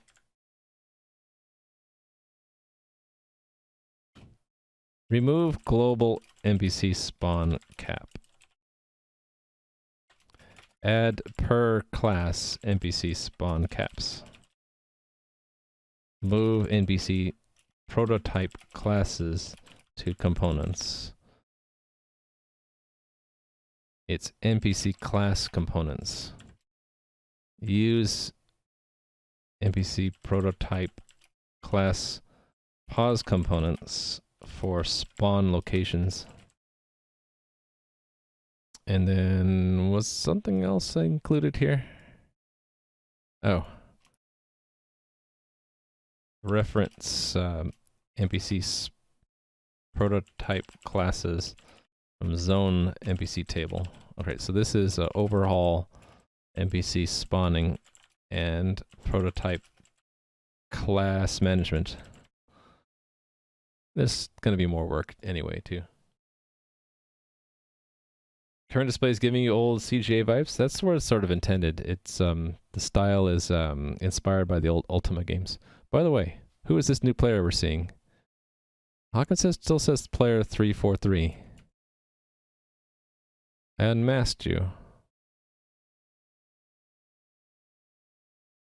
Is that broken? If I refresh. It's broken. That's weird. Okay, so player masking is broken too now. Can I fix that manually here? I don't know if I can. It should show you your real name. Or it should show prof elements there. Not player 343. You maybe if you refresh your connection it would fix it. I'm not sure. Okay, I need to enter that as a bug. Apparently it's broken. So player mask unmask is apparently broken. The GM sees players as no longer masked, but camera still shows them as masked. You probably can't chat in game either, right? So I think it's just not applying it at all. I think it's just broken. My apologies for it being broken. You won't be able to chat in game and you won't show your name and prof elements until I fix that bug.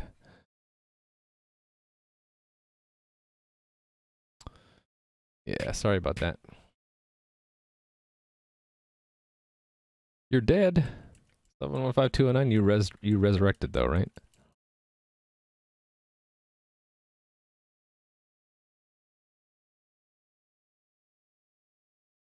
Are you dead? You are dead. Let's see if this works now. Oops. Heal. Oh, I haven't fixed that one yet. This should be fixed though. Oh, yep. Now you're getting attacked again. I healed you, and now you just got killed again. Should I teleport you to safety and then heal you? Let's teleport you back to town. Zoop. And then heal you again.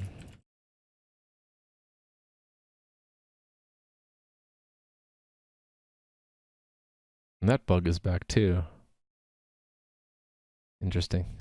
Bugs are coming back all over the place. What happens if you drop your fists? You get killed, I guess. No, you can't drop them. The fists are the not having any item. If you don't have any weapon item, then it defaults to that low-powered attack. Okay. I'll try to stay on task. I want these guys not to wander like too far. I guess it's okay if he wanders in there, but these shouldn't wander out. Like if I put him out here, he should try to path back as best he can. Although he's gonna get stuck here. Really, I don't want him to get past that point. That's what I'm gonna do next. So in NPC, well, this is misnamed now. This should really just be NPC AI, right?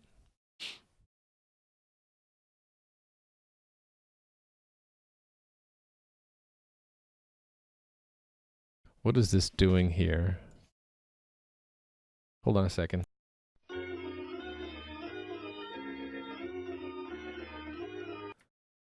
Just addressing a distraction in the background. Okay, what was I doing here? Oh, this is getting a list of players and their positions, right? Okay, yeah, it's getting a cache of player information. And then attack or update aggro. Really, we should just name this NPC AI.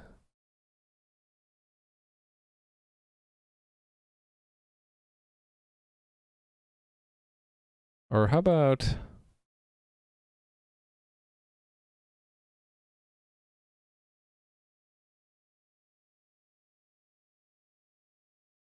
I was thinking of calling the overall system NPC AI instead of NPC retaliation. But then what would I call this one?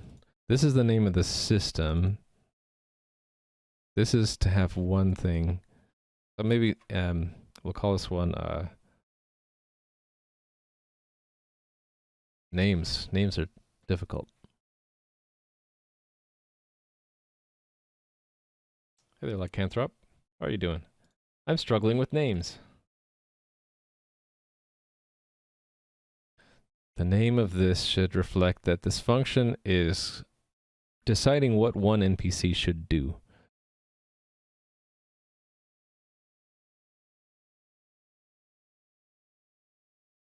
NPC decide, or NPC act. How about NPC act?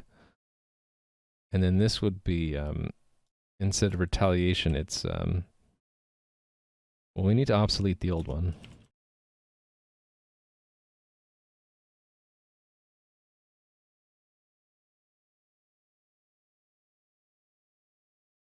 Also, if that was a global, I need to nil it out. And we're calling, well, this is NPC AI.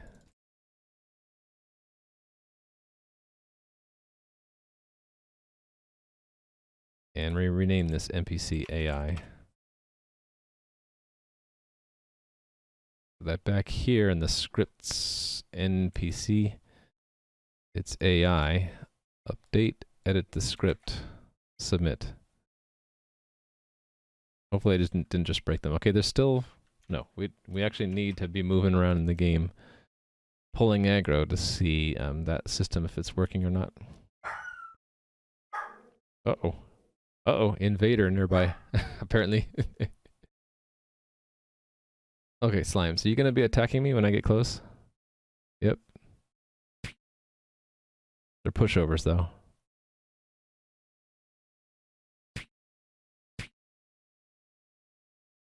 Okay, it's working. Just to double check, let me fight something a little more difficult. That should pull aggro. Here he comes. So used for gold yet? Not yet. It's mostly just bragging rights. Just like the point systems. Oh, I'm dead. Uh-oh, that ogre's got me in his sights now. How far away do you need to get from that ogre before he drops aggro? He should have dropped aggro now. Yeah. Or they don't want him to be in there. He's wandering too far. And take this guy and put him back. Okay.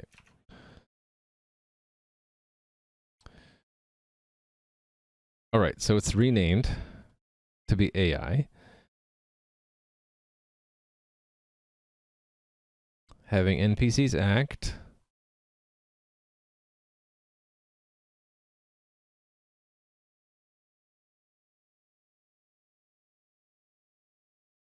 So this is pulling aggro if there's nothing on your aggro table. Actually, I think what we should do is that we should have to check first to see if they're out of range. Oh, I didn't copy the range, did I?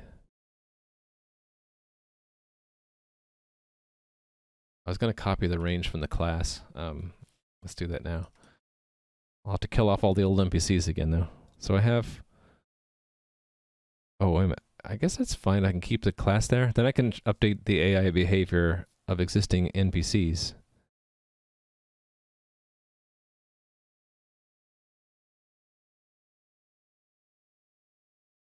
No, do I want every NPC to know its own aggro range and wander range, or should I make that part of the class? Actually, I think I'm just going to make it copied here. So this is wander range.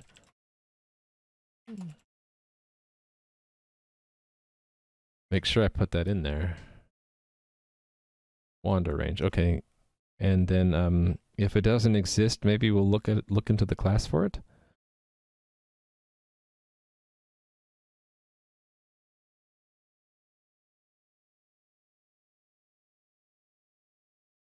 Or should I? I think I'll just update all the NPCs right now. NPC spawning. So we're just gonna destroy all the NPCs.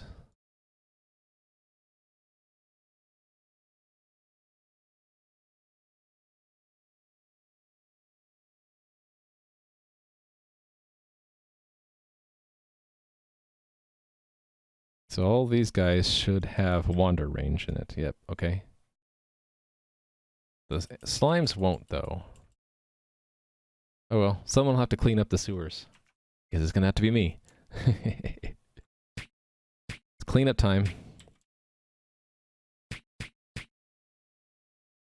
We'll leave that gold there if someone in-game wants to get that gold. Oh, Tuabud. Wow, a whole half a year. Thanks for your support, Tuabud. And I just died. I live again.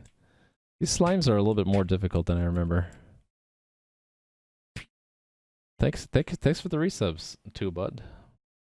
Okay, clearing out all the slimes. Although there's no new slimes being spawned, which makes me nervous. Oh, no, it just took it a while. Interesting. So this one will now have a wander range, right? Yep, wander range 15. Okay. Cool. So I need to update the AI now that if they get out of range, to have them move back. Right? Yeah, so we'll say wander is the Manhattan distance from the... Oh, thanks for the follow. From the NPC's position. Yes. To... Actually, what is Manhattan distance? Expect. An X and a Y. Okay, so I need an object with an X equals oh, wait a minute. I need to go to the class and get its position component, don't I? So this is spawn position. So we need the spawn position. Local spawn position equals get spawn position of NPC. Get spawn position NPC. We'll do a game with entity component of type to get a position. Yes. Local spawn position. I just need to do local, right? And then spawn position is position. Position for NPC's class. Return spawn position. There we go. And then if... Should we just test this by spamming the chat?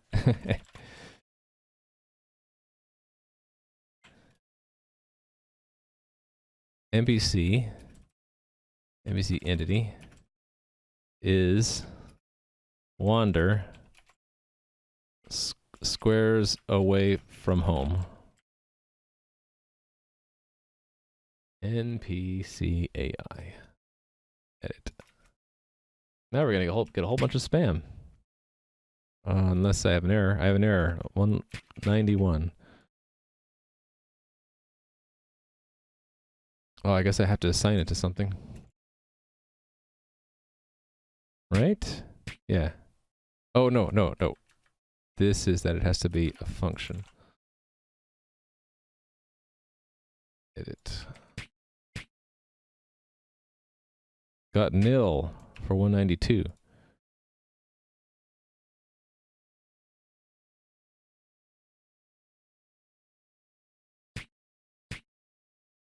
Nil. Okay, these classes aren't being saved.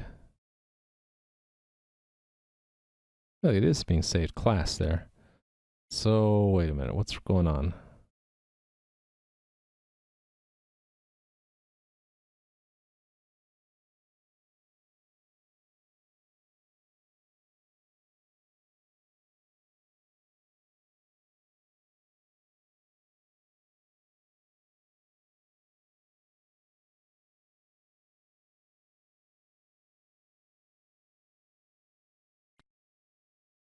Who has the highest gold? Actually, I don't know. I don't have any function right now to query that.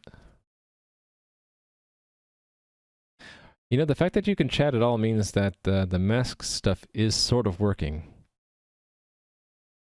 It's just that the name isn't updated for some weird reason. Huh. I'll have to address that. Okay.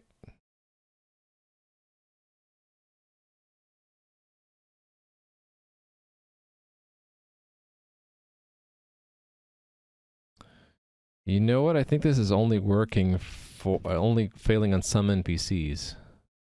Wait a minute. No, but then it would, if it didn't fail, it would have it would have printed that, right?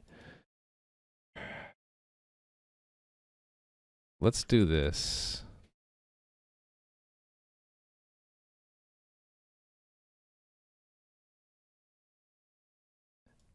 As class is of class.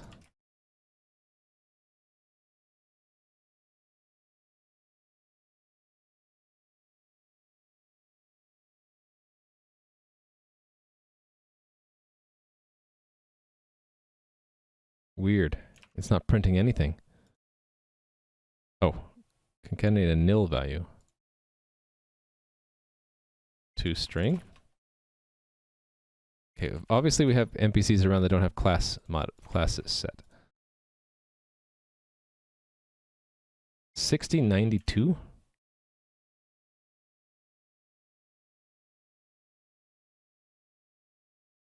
Ah, Slimy. What do I do with you, Slimy? I guess we skip you. I guess we skip. We don't let them act. Yeah, I guess so. So what?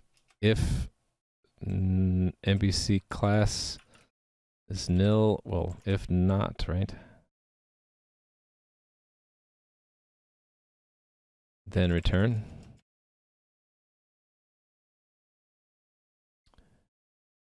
Edit this.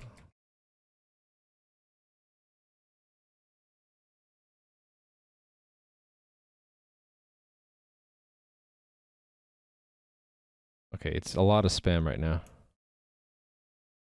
Okay, let's get rid of the spam.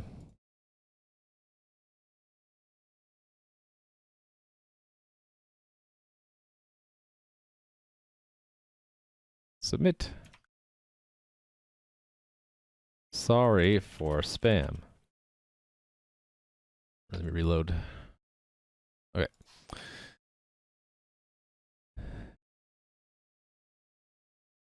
So basically, if wander is greater than the NPC's wander range, then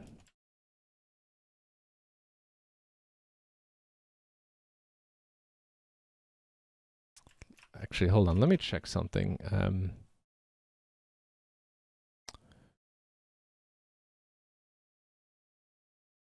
Go.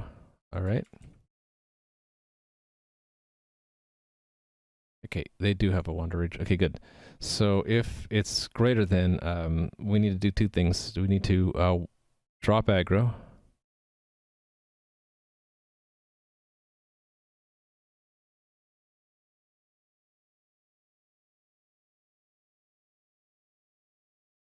How did drop aggro work?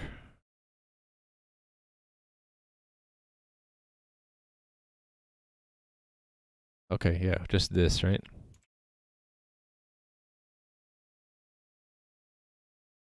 So modify the NPC's entity to make the aggro list empty.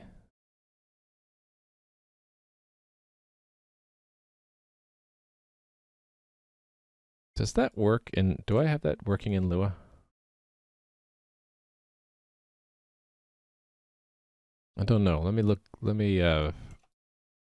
at my wrapper for that. JSON wrapper array.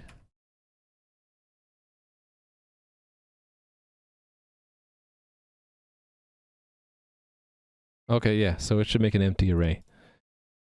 So basically wipe their aggro table, and actually we only need to do that if there's something in there. So if MVC aggro and MVC aggro is greater than 0, then drop all aggro. In addition to dropping aggro, they should try to go back, right? So this try to pursue, we should do that, right? We should try to pursue their spawn point.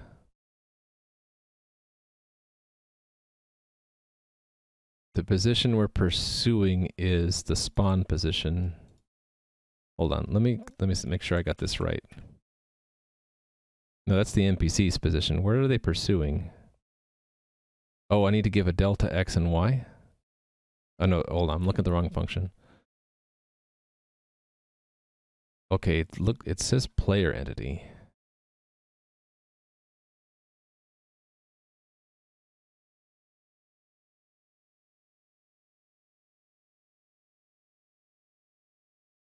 But really, I already have that position.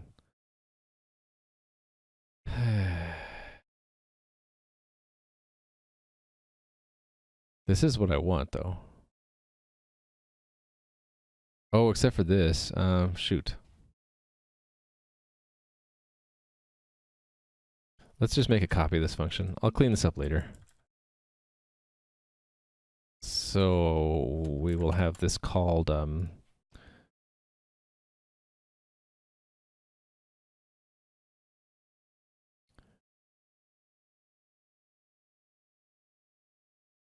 not pursue. Well, pursue is the wrong word.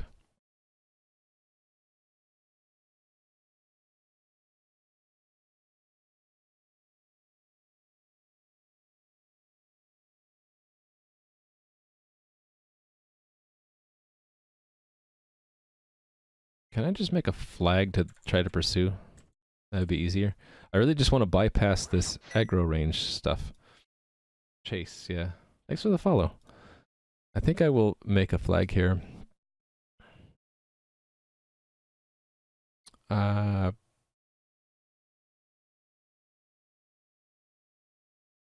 Limit is the best I can come up with. Or limited. Limited.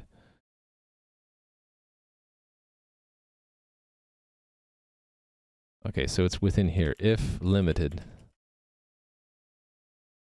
then do this part here.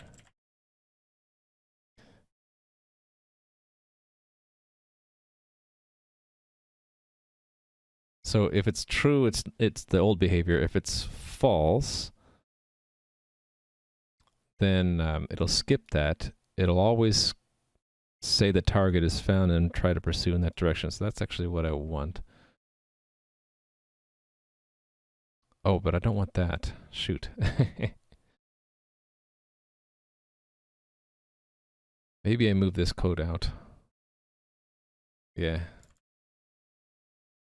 Try to pursue.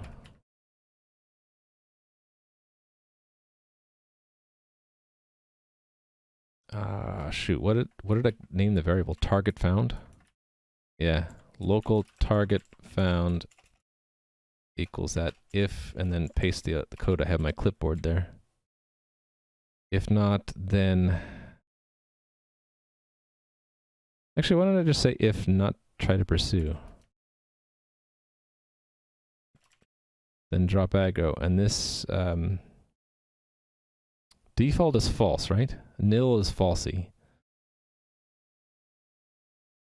So then I want it to be true. It's limited.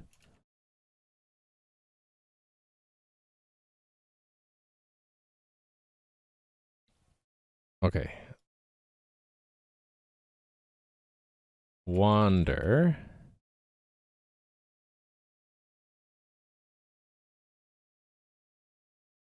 Oh, oops. That's what I was just modifying, isn't it? This is what I want elsewhere, down here.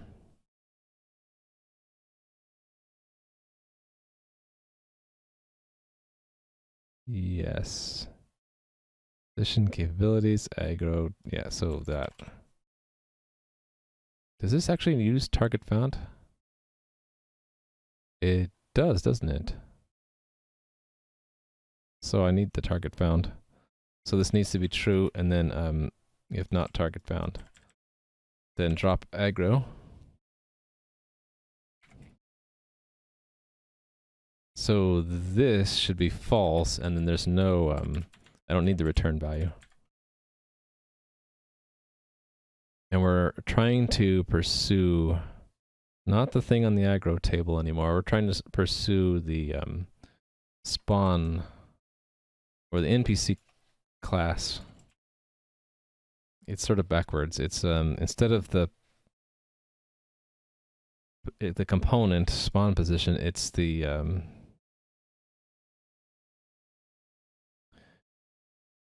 entity that holds that spawn position, which is the the NPC's class. That should be renamed to like spawn point or something, or spawn. Try to pursue your spawn. Okay, well, let's see if it works. And I have been killed. I got killed by a slime? How bad? NPC AI. Submit. Respawn. Let's get rid of these slimes. So if I did this right, these orcs should not pursue me very far. Let me try to drag one out. Chase me, please. Oh, he's chasing me.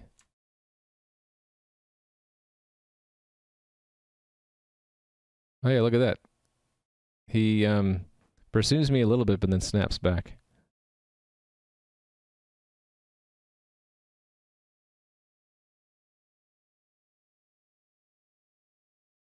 Interesting.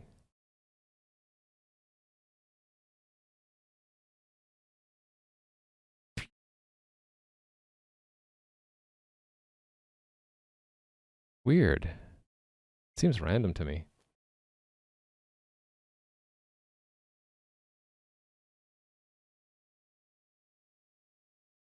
Oh, did I not have a return after the wander back?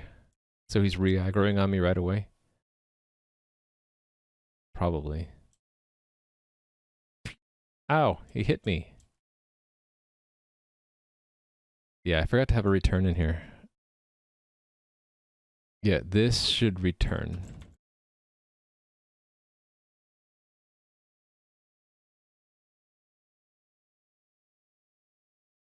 Yep. Monster AI.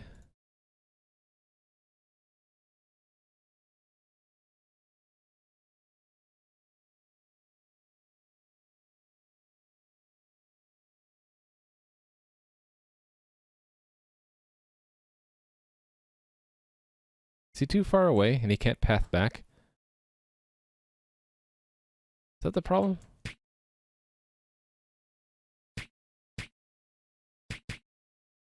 Ah, they're killing me.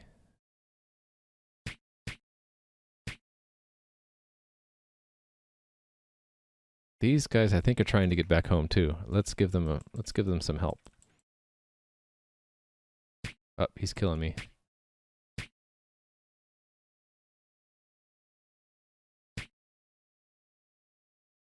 Go back here. I'm dead.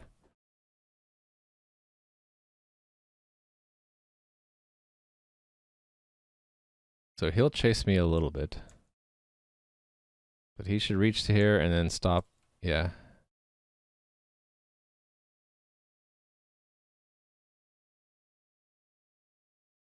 Oh, he's trying to get me. That's what's happening. He keeps trying to get me, but then he reaches the limit and he's trying to path back now. Yep.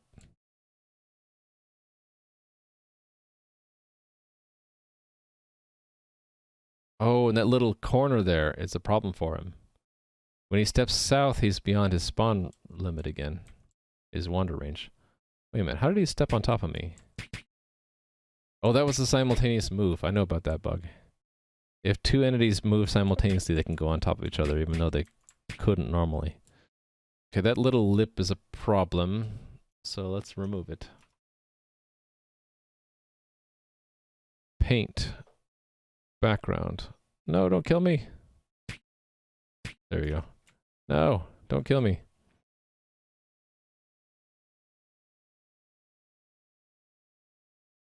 So he's gonna constantly try to get me, but then de-aggro.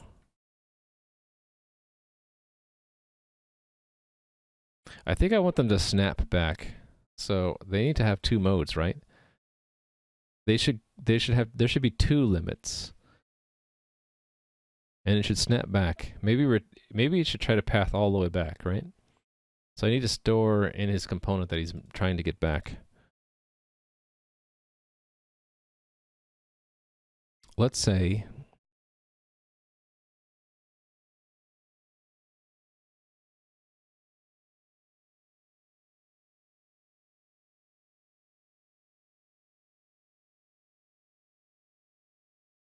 if NPC dot returning, then else this part.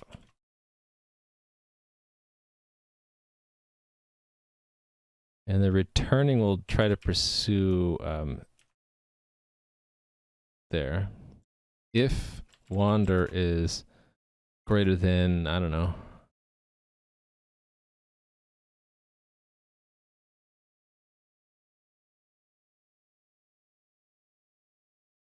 I'm just afraid that the NPC's getting stuck on corners and not being able to get all the way back.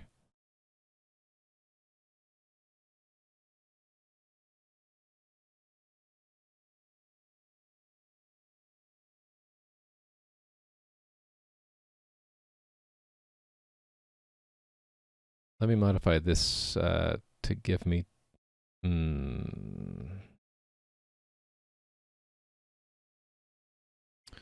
Get spawn. Spawn position, spawn class. So components, return components. We'll say this is with components. NPC class, position, and NPC class.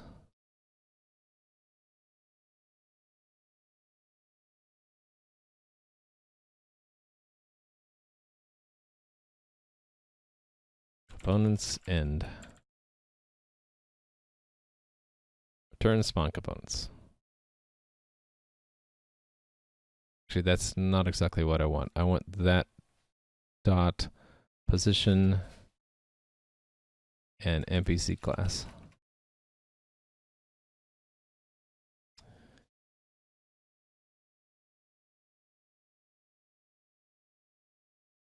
What did I want from the spawn class? I wanted its radius, right? Spawn range.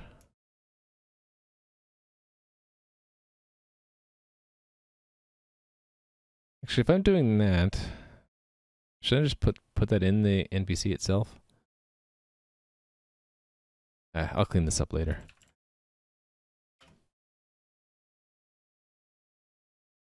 We'll modify the component here to say returning is false.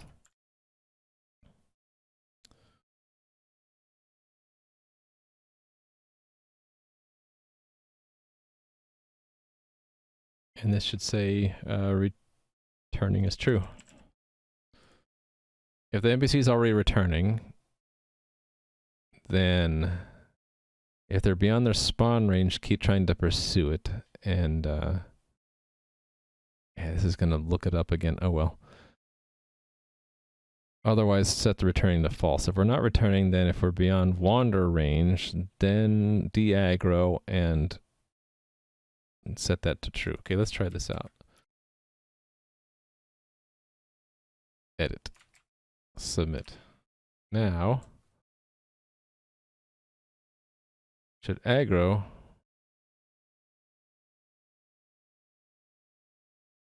When he gets out of range, though, he should return all the way back. Uh-oh. Oh no. I broke it. Okay, now he's returning, right? No. I broke it. I broke it. What's this guy doing? He is trying to return. So let me give him a hand here.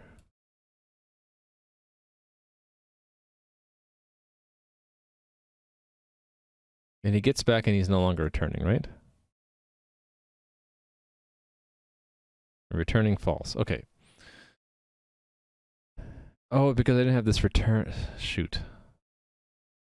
This goes here also.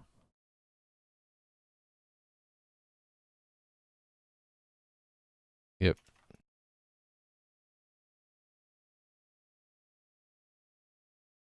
Okay. I don't want to... Can I heal myself? Heal. 1983.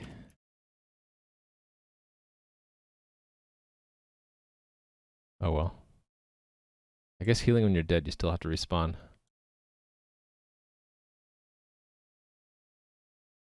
Okay, he's chasing me. And now he reached the limit and he's returning back to base. And okay. Uh-oh, I'm gonna get cornered. They're all chasing me now. So if I try to pull them out of the cave... That's interesting, there's two of them on top of each other. When they get to there, they all return back.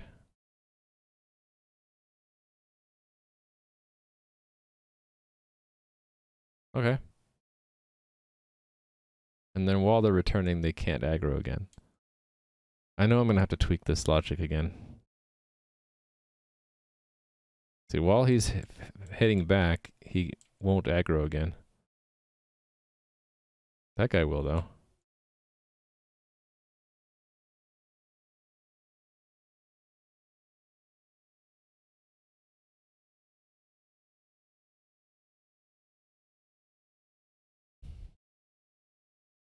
This is reminding me of the mechanics that they have in World of Warcraft that work similarly. Like while they're like returning to base, they're basically evade all attacks, and you can't aggro them again, and nothing stops them. But right now, if I get in his way, he will yeah, see right now they're blocking each other. One's trying to attack me, the other one's trying to return. So they're basically stuck. I can get a free kill off of this because he will not attack me back. Yeah, you can basically stand here and get, as long as there's another orc to the left, to the right of him, he'll never get back to base. So you can collect all his loot.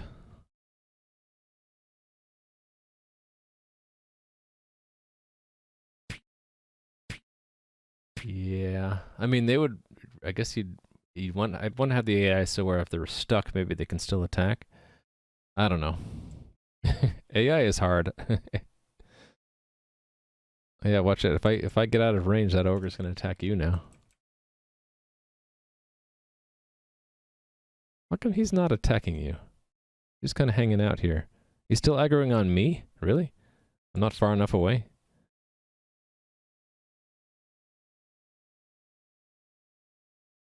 There's two of them both aggroed on me?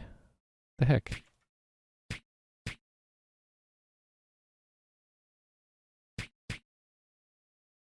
Am I far enough away now? Wow. Do I have to like completely leave this zone for them to remove aggro? No.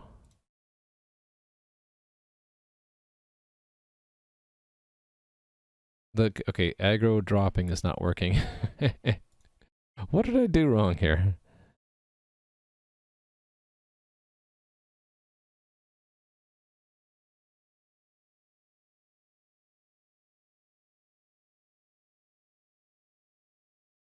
Wait a minute. It never drops aggro if it can't find me? Wait a second. That's if there's nothing in the aggro table.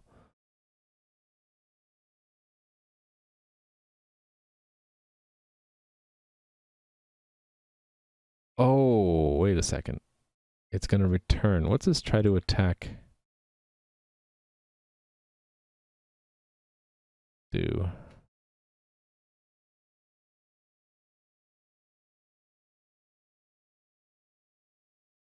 Oh, that's if it found a target. Never mind.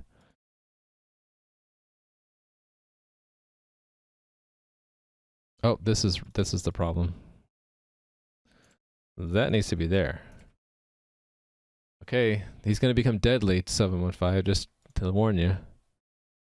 He's gonna turn around and swipe you now. I did that right. There you go. There they go. Watch out. Run! Escape before they... Oh no, you're dead now. They got you. You met an early demise. Okay. But thank you for helping me test. Your sacrifice is not in vain. You helped me test, find that bug there. Man, these sewers are very dangerous now. Should probably lower the spawn rate of slimes. Okay. If I did this right, then the ogres should not, if we can get to the ogres, they should stop pursuing when we get far enough away and they should return to their cave. Oh man, these orcs are in my... These orcs are in my way. I can't test with these orcs in my way. Uh-oh. Don't kill me. You're chasing me. Ah.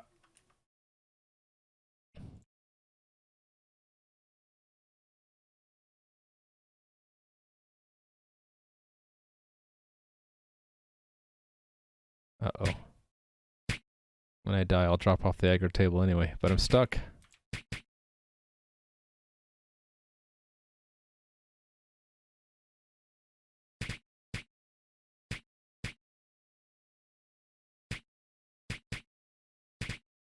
Ah. Okay, I need to drop the spawn rate of these orcs. It's just ridiculous.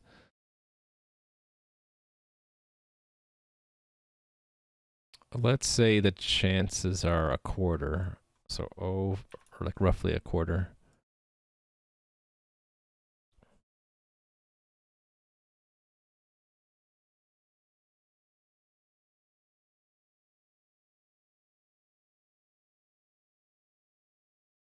Mm, 2942. Fetch. Update. Okay. Now I gotta clear out the old guys here. You all have to go. I have to evict you. I'm gonna lose all my gold, aren't I?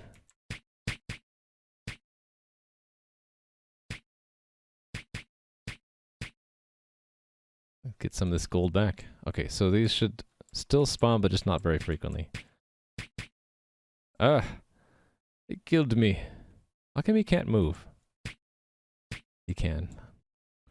Alright, so I'm drawing the ogres out. They will pursue me up to that point, and then they should go back.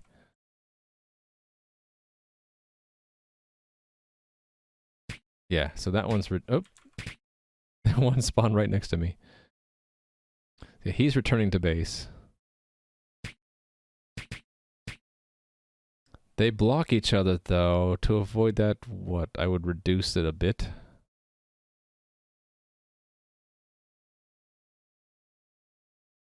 So, ogre.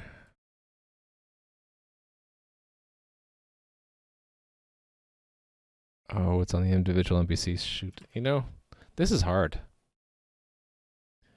If one's standing here and one's standing here, this one's, like, exceeded the wander range and this one hasn't, so they'll block each other and they'll stay there. Actually, I guess that's fine. They'll just stop pursuit. But then this will become an easy target. What if I have that they can still attack even if you're outside of range? Yeah, let's do that. We'll move this up, right? This is pole aggro.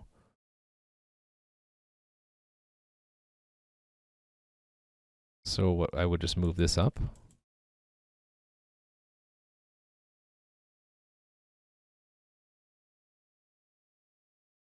Yeah, try to attack anything in your aggro table, right? And do that way up here.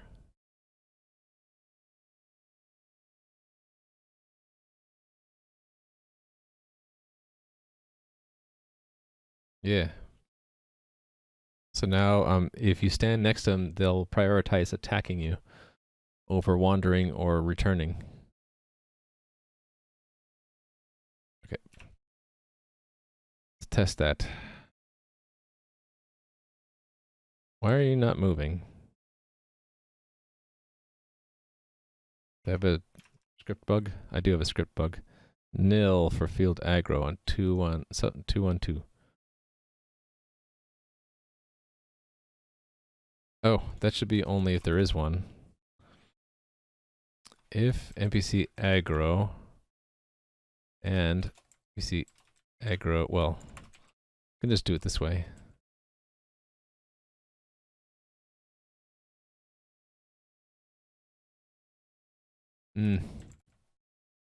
There. Submit. You saw an error, yeah. There is definitely an error. Oh, now he's repaired and he's chasing me. So his max range is out here somewhere, right?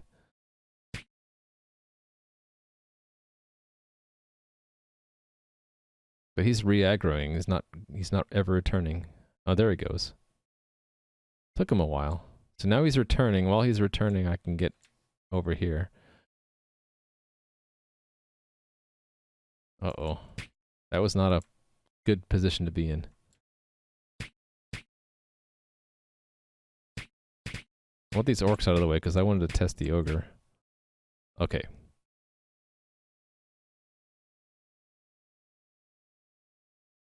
Oh, he's getting stuck there now.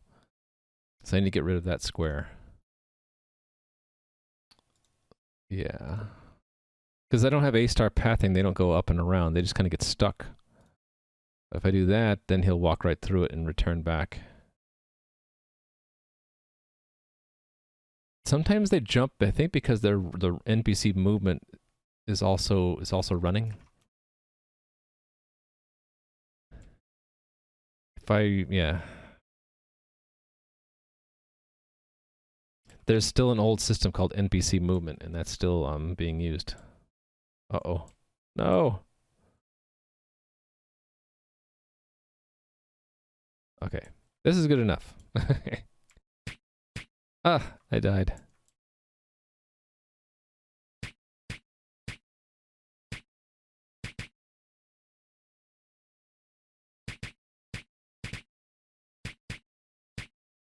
Man, these guys are tough.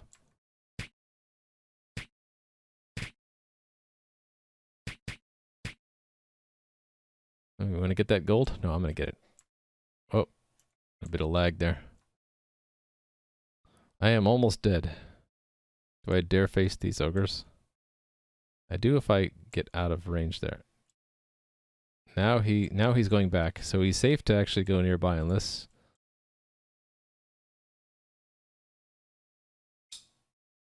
He's going to go all the way back to his house, and then he's going to re-aggro. There he goes. Good thing that they're slow, huh? He's coming after you. Ah!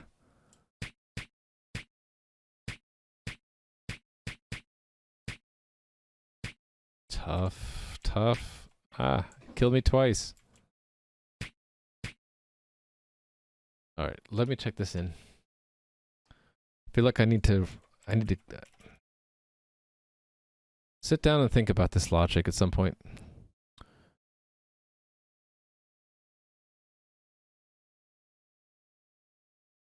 Add wander range to NPC classes. Reduce spawning rates. Oh, I'm being attacked, and I'm dead. I shouldn't stick around in the sewers when I'm checking code in. All right. So this is rename NPC AI script and add max wander return.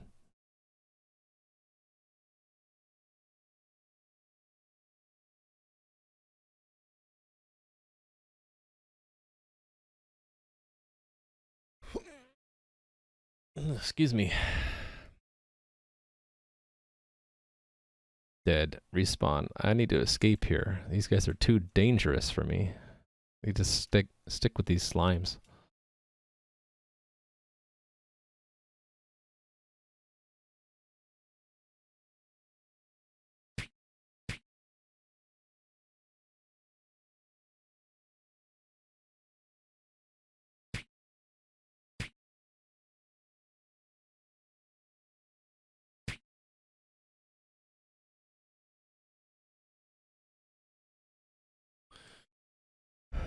All right. I'm not 100% happy with this though. I guess if I get the pathfinding in there, it'll behave a little bit better.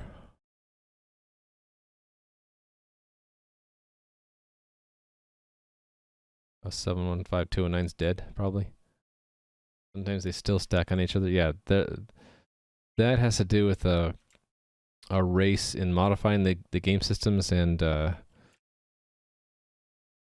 making decisions on what to change next. He's still pursuing me? No. Just wandering around. Anyway, they should stick to their areas now. They shouldn't. They'll wander up here and then they'll decide to go back over here. Now, I think I need to take a quick break. Yeah, it's been like almost 3 hours and I haven't moved out of this chair. Let me take a break and I'll get right back to this. Be right back.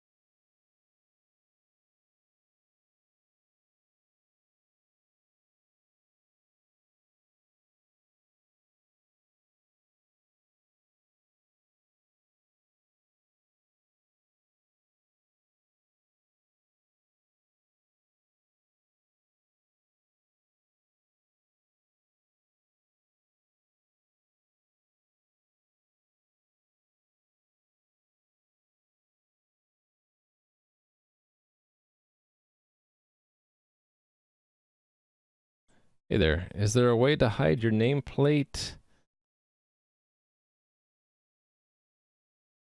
Well, it's more concerned. I'm more concerned that the masking is sort of broken. I want to kind of take a look at that. Let me. You know what I'm gonna do? I'm gonna look at the stuff off screen. Just a minute. Let me take a snapshot of the game state.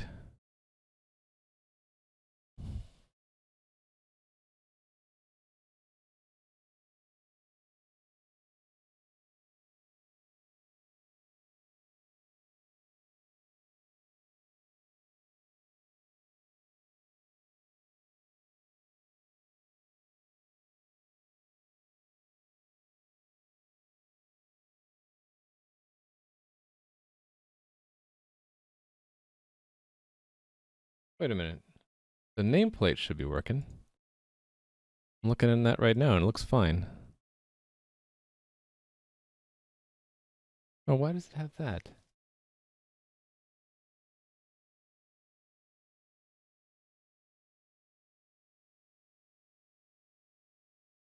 Why does it say that and then in the database it looks different? Oh, that's tile. Okay, never mind. The name is...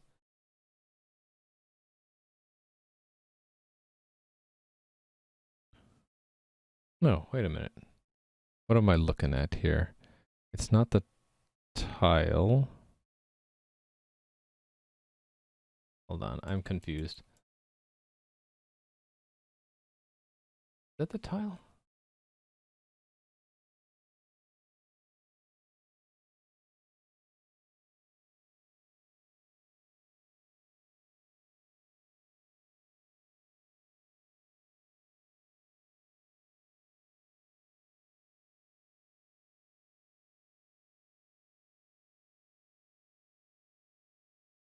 Wait a minute. Where's the health bar then?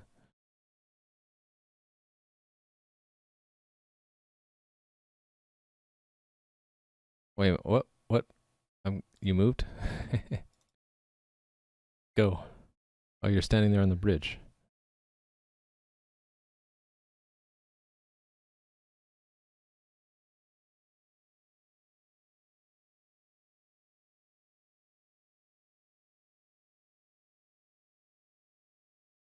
Wait a minute, that's not right.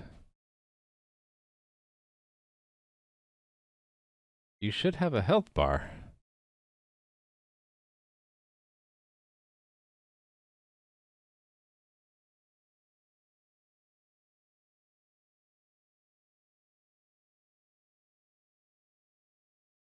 Yeah. 16167.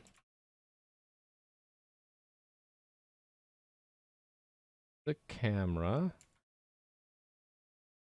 Capability.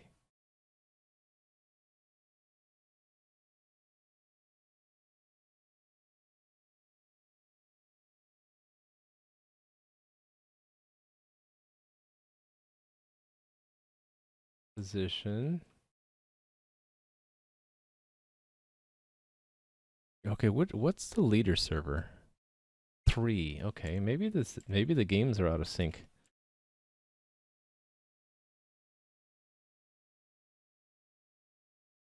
Oh, they are.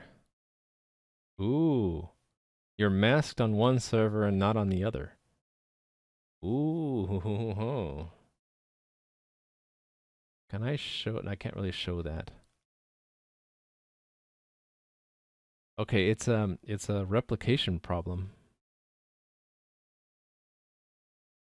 You're masked on the leader server, but not on the client, not on the follower servers, which is really weird. So if I mask you and then do a snapshot that put it back into sync.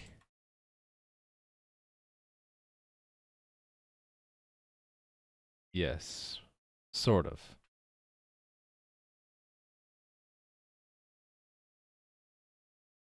Weird. Okay, so if I unmask you,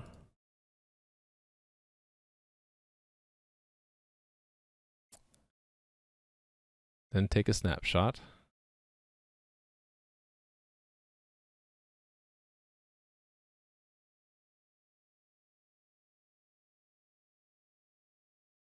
Yeah.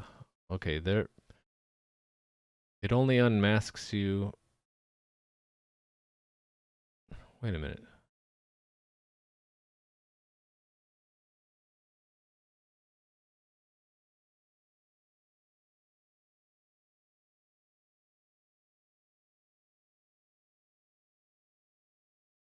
No, it's the other way around. It's masking you on the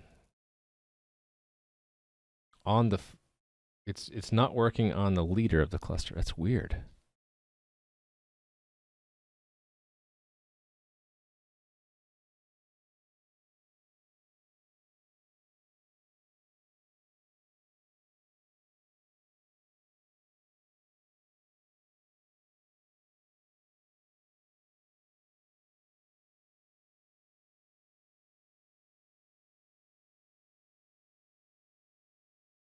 Is masked is true. but the nameplate is not updated. Oh no, it is.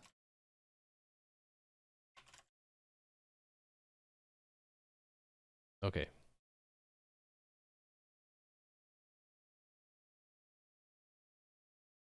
Huh. How did that go wrong? Did you get a point for breaking things? I'll have to give you a bunch of points for this. I'll give you 5 points for it. There you go. Because you're sort of the test subject to find out where the bug is. So, which command would this be? I guess I can look at the game journal. 6.7.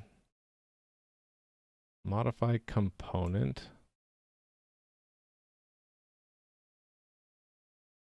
To change the number of points, okay.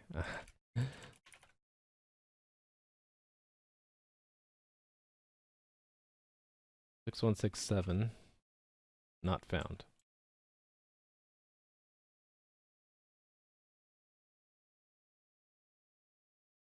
Okay, I see you moving a lot in the past in the journal. But where did I change the mask? Is masked. Okay, there I did it. Changes is this, masked is true. From admin, true. Player ID 343.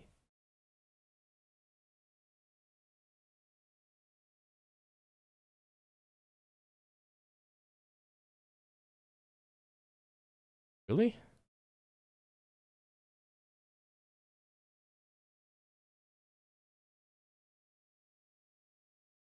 Okay, now I'm actively monitoring that flag in the game. So what if I unmask you? It's turned to false, and then remask you, turn to true. Okay, I see the game commands. That's actually all I need to see. Let me actually look at see how that's executed now. It should execute them the same on every server. So there's something up in the executor. Change profile.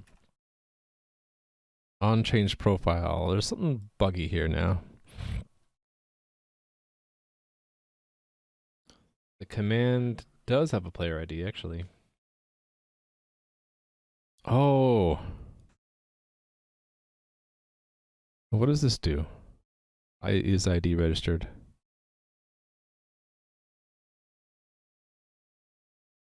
Oh yeah, yeah. You exist. This just means you exist in the game. Hey there, Cthulhu. The raft problems I thought were fixed, but I was seeing another problem pop up, and I'm not sure why. Oh, wait a minute. I think I do know why. Now that you made me think about it. I think I have the timeout set too low. That's why. Okay, yeah. Let me verify that. Yep, I don't even have a setting for it, so it's using the default, which I have no idea what the default is. 0? Okay, I know what it is. Yeah. Okay, yes, another raft bug came up, Cthulhu, but I just figured out what it was. Right now, I'm working on another problem in that I can't unmask prof elements. So, like, if I do that, the name doesn't show up there. I broke it somehow. And I'm just looking right now to see if I could figure out what it is. Oh, well, that would do it, right? No, wait a minute. The command has, it's from admin is true. Oh, this should say, not from admin, right? So really I need to have a unit test for that. So this is going to require me rebuilding the server, isn't it? Redeploying and all that stuff. Well, if I fix the raft stuff, then it shouldn't be a problem, right? So, okay. What did I had to introduce a new variable. What was it? For raft.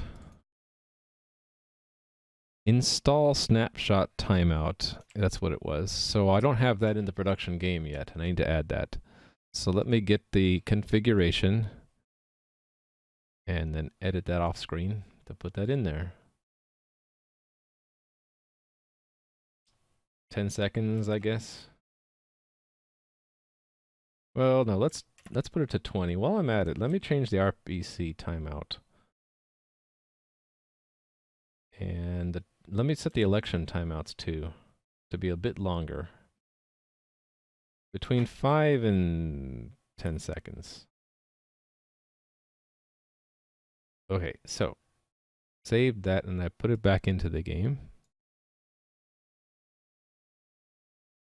Did that go into the game? Yes. Okay.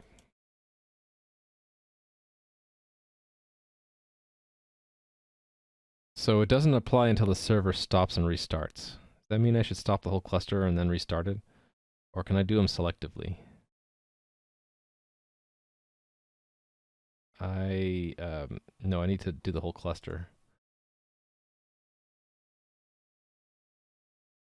But okay, I can deploy a fix to this mask bug.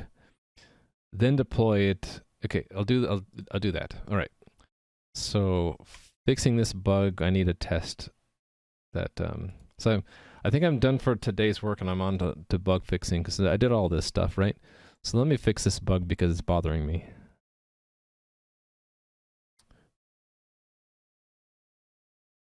There should be one for mask.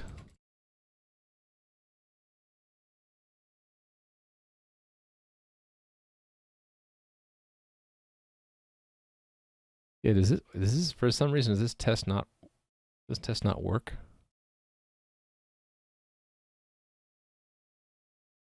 Maybe this test is failing. I just didn't run my tests in a while. Yeah. No, it works.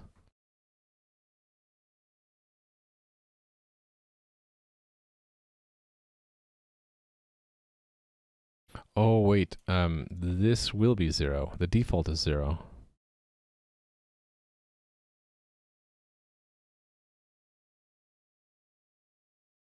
Oh, wait a minute. Wait a minute. Let me think about this.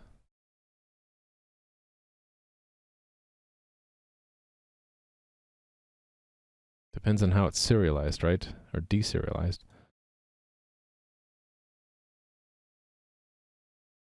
The default, if it's not present, will be 0. It's going through here. So these will be 0. This will be true. So that's false, so it doesn't go into this if. Wait a minute, then I don't know what the bug is.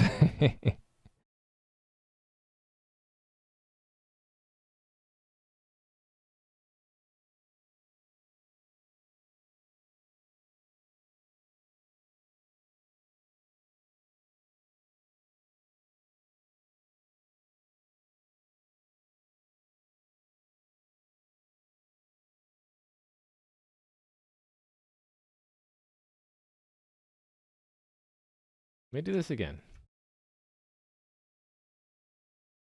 Unmask. The mask is false, and then snapshot. And then diff to snapshots.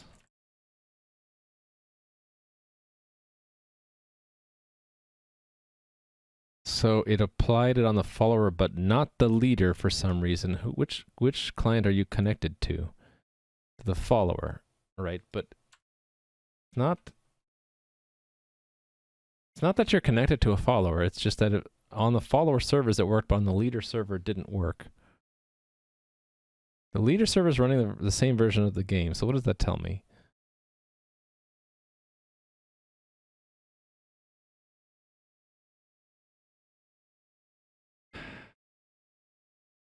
Chat client is misbehaving.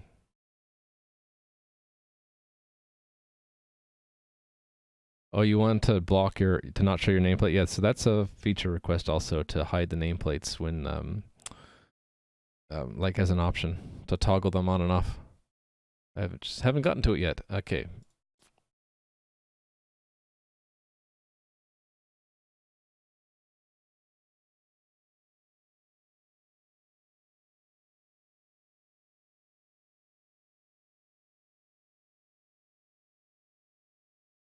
Why would it not apply on the leader?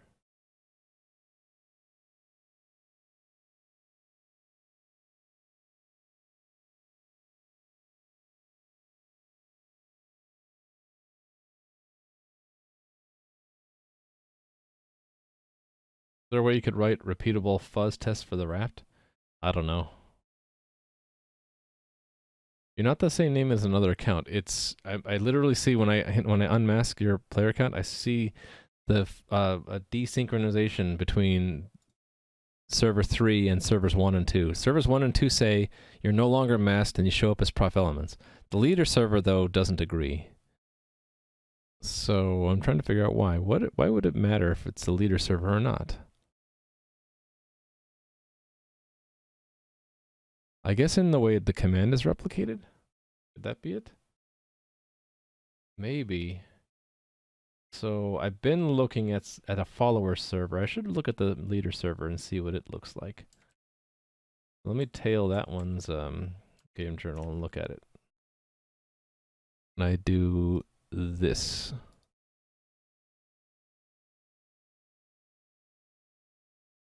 Oh, it looks exactly the same. Change profile, term 1119, player ID 343, from admin true, is masked is either false or true.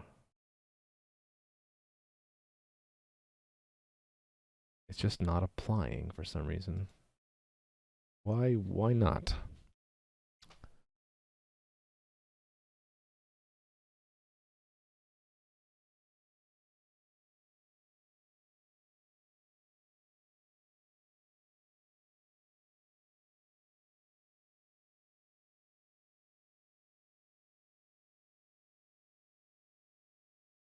Let's do this step by step. Is ID registered?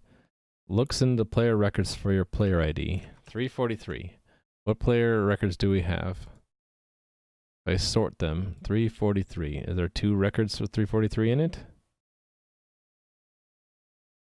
No, you're actually the last. You're the most recently created player. So what else could it be?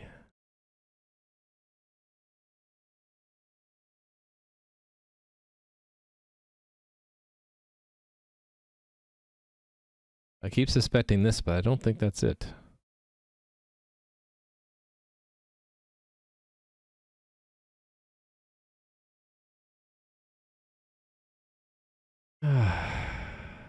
Changes has username. That's false. Not an email. Could it be in here?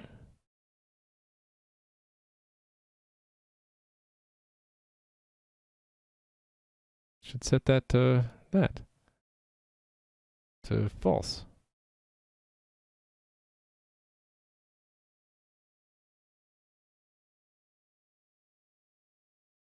And then this is change your nameplate to show it, and set that to true.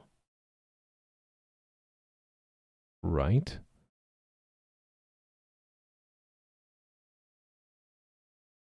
I'm really confused. Hey there, Romania. Trying to track down a bug right now. Bug just introduced in the last change where I can't. Oh, there's another player there. I can't unmask prof elements. Still shows up at 343. On 2 out of 3 servers it works, but on the 3rd server it's not for some reason. And probably would have the same problem with this player who just made an account. So if I unmask, yeah, so it doesn't work. Trying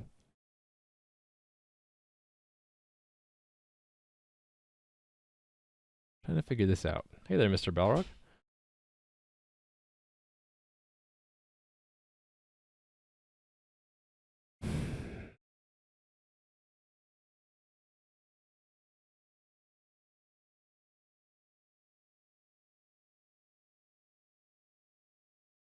It's really weird. I would expect if the cluster got out of sync that it would be the follower server that was wrong, but in this case it's the leader that's wrong.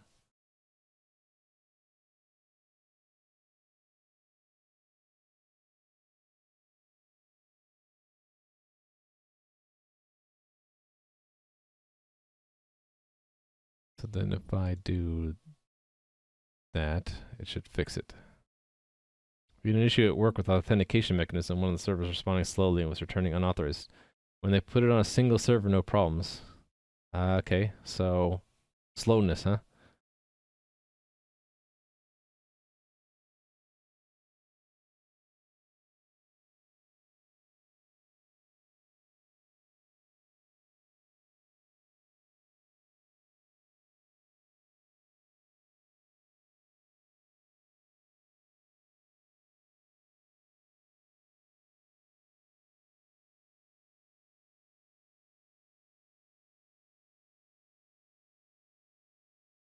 It's just really weird. I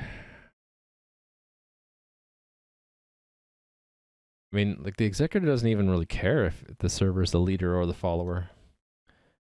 Found fuzz tests really useful for things which have high complexity and little opportunity to decompose for regular unit tests.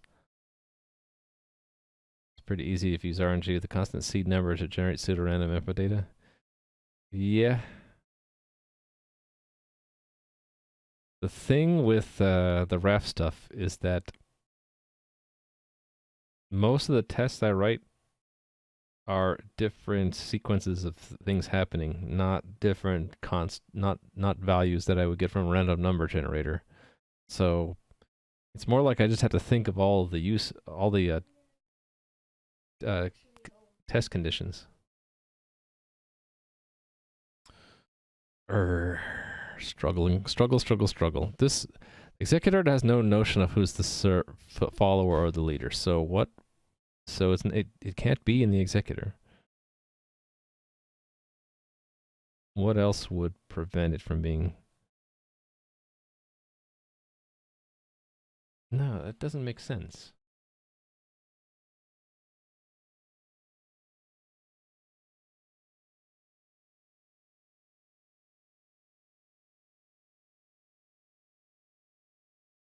The only thing I can think of is the leader server right now is confused and thinks that prof element doesn't exist. So to test that wacky theory would be take a snapshot of the game and then restart the servers again and see if the problem goes away. So gamer code logged in right after took the snapshot. Let me take the snapshot again. And then stop the game.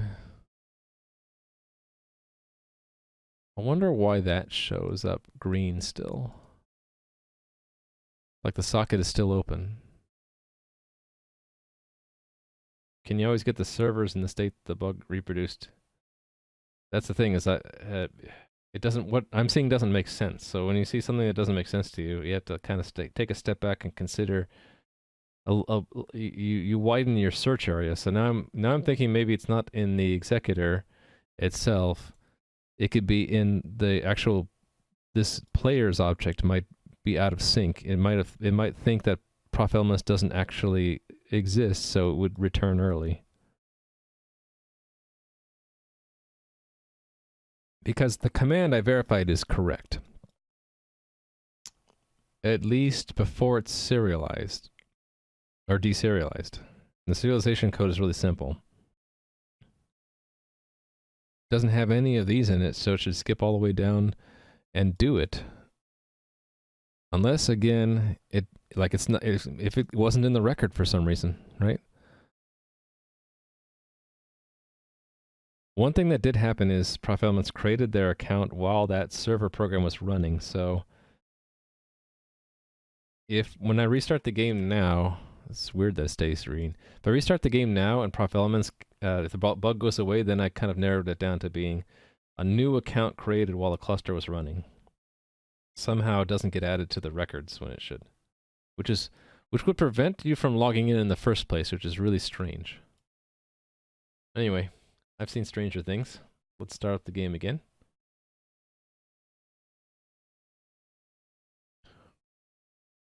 I wonder why that never went red.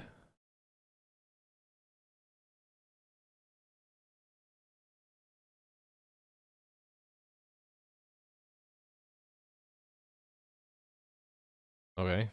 You will have seen spam from the chatbot in about 9 seconds from now.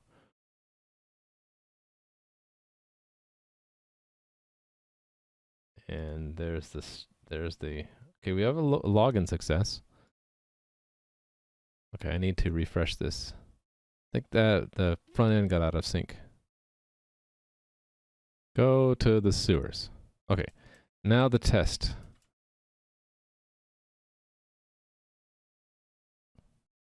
No, it's still the same problem. Who's the leader server now? 1 is the leader server. So take a snapshot. Let me diff 1 with 2. Yeah, so it's reproducible, at least.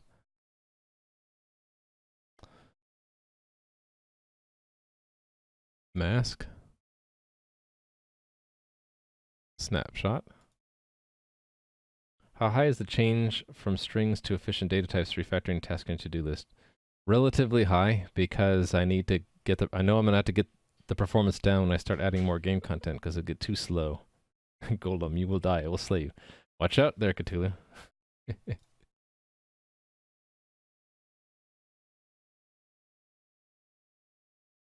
All right.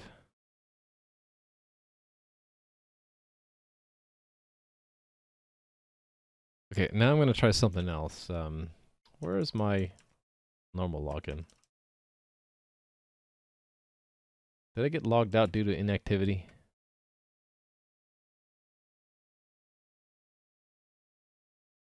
Uh-oh. That was weird. Okay, I'm going to try something else. I'm going to mask my own character. But let's pull my character to safety. There we go. So let me mask my own character and see what happens. Mask. Yeah, it's the same bug. Only in reverse, probably. It's like the command is not being executed on the leader.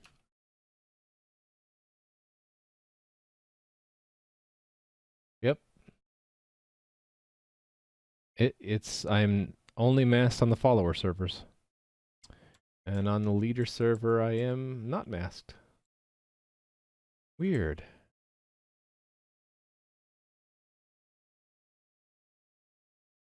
Unmask. Snapshot.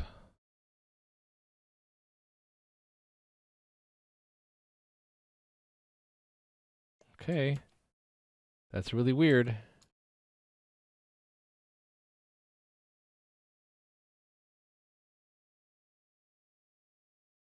Hey there, Mike. How are you doing? I'm trying to debug this really strange bug I can only reproduce in production and not in the test environment, and it only happened with the latest code changes, so I must have broken something not caught by my test framework, which means once I figure it out, I'm going to have to make a test that reproduces it, whatever it is. Hey there, Batcraft. And hey there, Moontori. How are you guys doing? Regression testing, exactly. Something regressed here. It's just really weird because this is the function that makes the change to the player's profile. And the problem is it's working on 2 out of 3 servers, and on the 3rd server it doesn't do anything. Which is really weird because it shouldn't matter which server it's run on.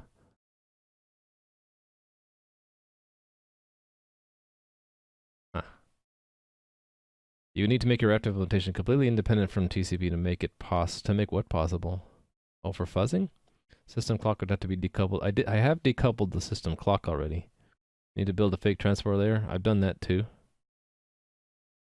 Yeah, I sort of have that void comp, Phil. So yeah, I could make fuzz testing for like timing stuff, where the amount of time between things happening is randomized. Yeah. Maybe traveling to Cali soonish. Might pop by and say hi. Okay. You have to let me know, DM me or something. Have you tried turning it off and back on again? I just did that, Batcraft. Literally. I turned the game off and on again, and I still can't, It's funny. That meme is actually not entirely, silly, right? Because we stopped the game and started it, and I still can't... Here, I'll illustrate the problem. I want to unmask Prof Elements, who's standing right there. I do it. It says it's done, but it doesn't actually have any effect. because the leader of the cluster doesn't agree that it should be done for some reason. And I'm at a loss to explain why.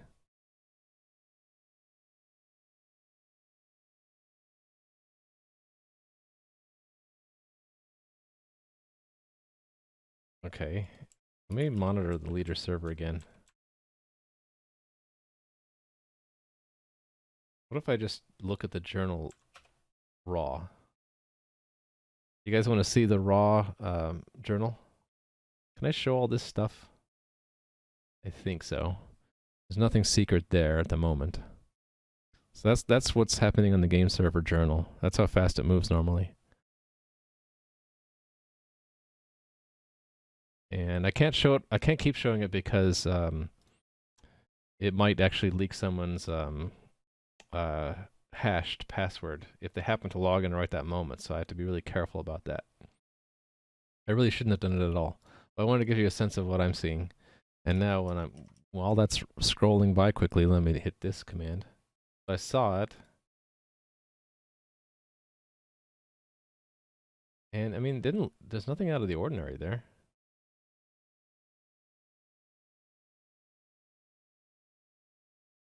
I don't know.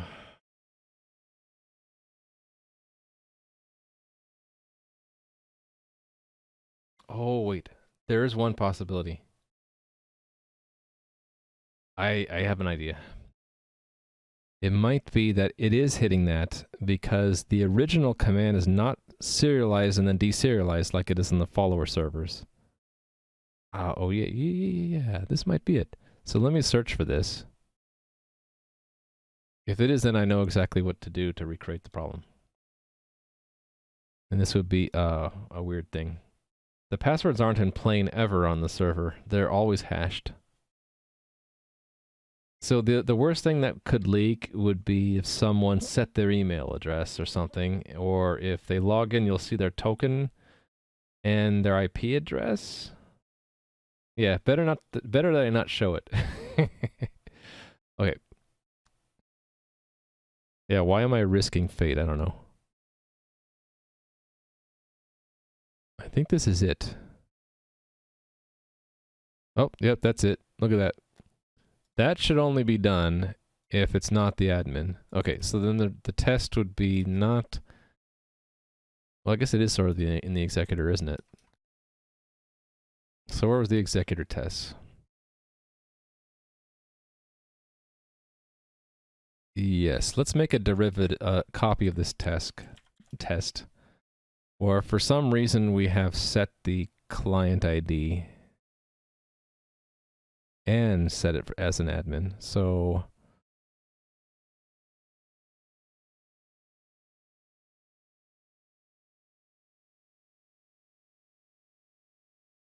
this add character does that. Does this add test user actually log them in? Oh, it does log them in. Look at that. Okay, so the test would be like we put a different ID here. 1, 2, 3, 4, 5. And we also change the, or actually just add 1 to it so it's something different. Oh, hey there, Adam. I didn't see the stream announcement till just now. How are you doing? How was your stream? I'm glad that you're back streaming. I hope you're doing well now. I saw that you had a good break and that you're de-stressed, which is always good. Can't stick around, lots to do, gotta eat lunch. Okay, go turn on that AC, have a great day. Yeah. Alright, well if you haven't seen my stream before, which is possible, this is the game I'm working on. And I just worked on corralling the NPCs in this test area, so... and I'm working on this bug where this player I can't show their name. That is a regression that broke, so I'm building a unit test to recreate it. But yeah, the work that you missed is those slimes stay in that area now, and then these orcs here stay in this area, and these ogres stay in here. I guess that orc can wander that far, but he kind of, yeah. They can wander roughly in this area, and these ogres stay here. And this player is dead, that's why there's not much happening here. There is a bug where the health bar should show up, but it's not.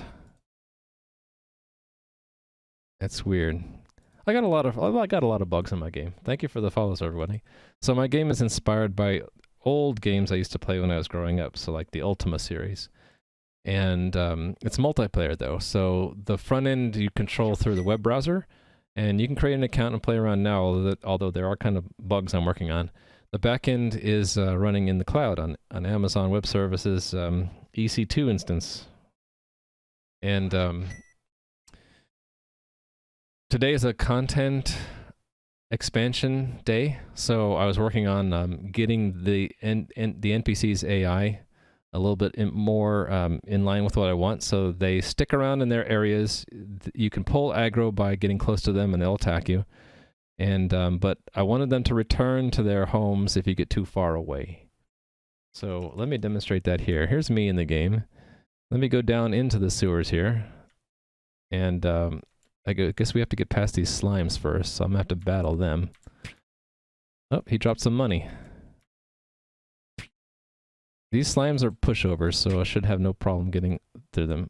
Oh, I gotta go over that bridge, don't I? Yeah. At first I'm like, where was that bridge? Oh yeah, that player's standing on that bridge. Okay. So we get to the more tough enemies here. And these ones, if you get close enough, they'll start to chase you and attack you. So here he comes. He's gonna hit me now. Oh, he's hitting me. So these you can... I've tuned them so that you have a chance to defeat them. Here, I died. And you can respawn nearby. You lose some of your gold if that happens. These guys are doable unless they gang up on you, which they did. But when you get into that back room, you run into the really tough ones. Hey, Backcraft's gonna help me here. No, don't kill me. I got killed again. Man, these guys, I am not getting good RNG right now. Oh, Backcraft is dead. Ah! I keep dying. I can't even get to the back room, because these guys are too tough. Ah! Every time I die, I lose 10% of my gold, so now I'm back down to 20 coins. Okay. Done away with the orcs. These ogres now, they are pretty tough, so I'm just going to run away. And I set up a max range for those guys, so now... You see that ogre gave up on attacking me, and he's trying to return to his base. This guy's distracting me. I keep dying. Developer can't play his own game. Yeah, so when they get up here and they get basically past this boundary, they run back to their spawn point. So I've aggroed him. He's chasing me now. But if I let him get all the way out here, he'll turn around and go back. So now he's going back, and while he's going back, he actually is passive, unless you, actually the way I made it, he has to get all the way back to his home, and then he'll be free to go attack me again. And here he comes, he's out to destroy me again. These guys will basically one-shot you most of the time. They're tuned so that you have to have a group going in there to have a chance. Anyway, this is a big work in progress, and yeah, so yeah, exactly, Doomsy, like WoW Evasion, only I haven't gotten it quite right.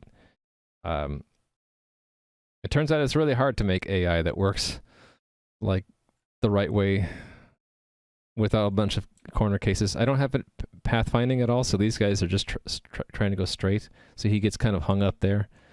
If I put in pathfinding, he should path around that and attack me. Actually, he'd path around and get to here and decide he's too far away, and then he would path back down there. Just add a suggestion? Well, thank you very much. Yeah, you can add suggestions into my game either in-game here, put in a suggestion or whatever, or you can use this GitHub I set up for issue tracking. Same thing as if you find bugs, which there are plenty. There are plenty of bugs. So anyway, this is a dangerous spot for me to be in, so let me return out. Actually, technically this is safe because there's a bug where these slimes can't fit through this open doorway, and the orcs won't go past here. So this is actually, this area here is pretty safe. I'm gonna hang out there while I continue working on this other problem back here. wherever prof elements went to. Oh, back in town again. So let me illustrate the bug. So I have this feature in the game where if you create a new account, you show up masked and you can't chat until I unmask you. So what this normally should do is it should go to white and prof elements just show up as the nameplate, but that's not working because of the bug. The bug is that if I set these server and client IDs and also set that it came from the admin, that the command is not executed correctly. So that's what I'm going to test right now. So I expect this test now to fail, and it shouldn't. Because if frub-admin is true, these fields shouldn't even be looked at. Okay, I need to make a new name for this. Mask. So really we should say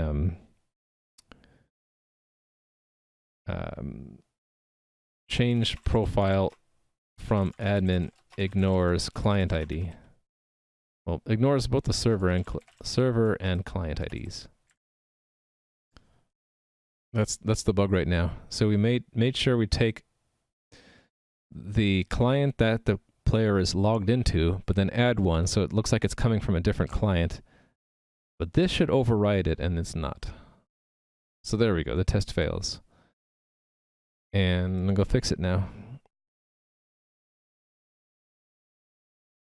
So to fix it, it's in here. This should say not command from admin. Because if it comes from an admin, it doesn't matter which client it came from. If it doesn't come from an admin, then it has to come from that player. So the player's server and client ID have to match the ones from the command. Otherwise, you're trying to change someone else's profile, and you're not allowed to do that.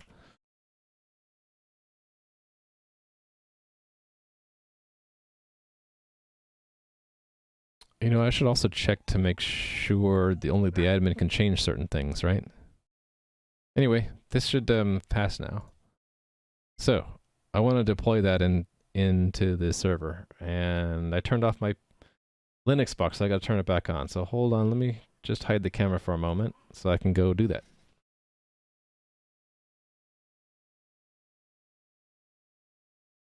Just booting up my Linux box again. You lost so much, so you're staying in town? Yeah, it's sort of not tuned very well right now, right? No WOL? No, I just have a second computer to run Linux. Alright. Yep, separate Linux box. I had to actually reach over and press the power button. I'm also going to be using Cygwin X to connect to it. I gotta wait for it to boot up first. Oh, Wake on LAN.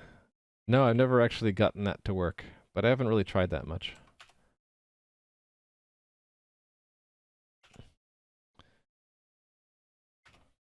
I don't mind pressing a button once in a while, you know. You had 100 gold down to 40? I'm sorry, Prof Elements.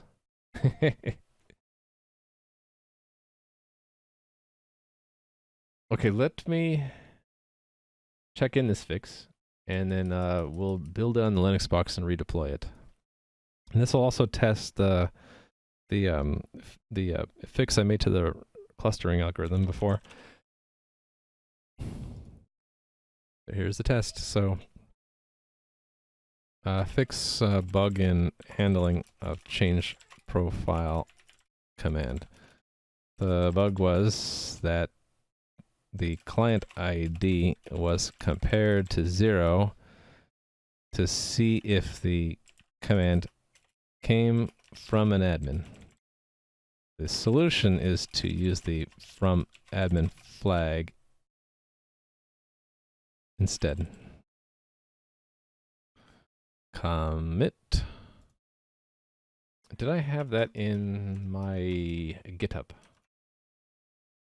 Oh, it was this one. So let me amend this. So fix issue number 188.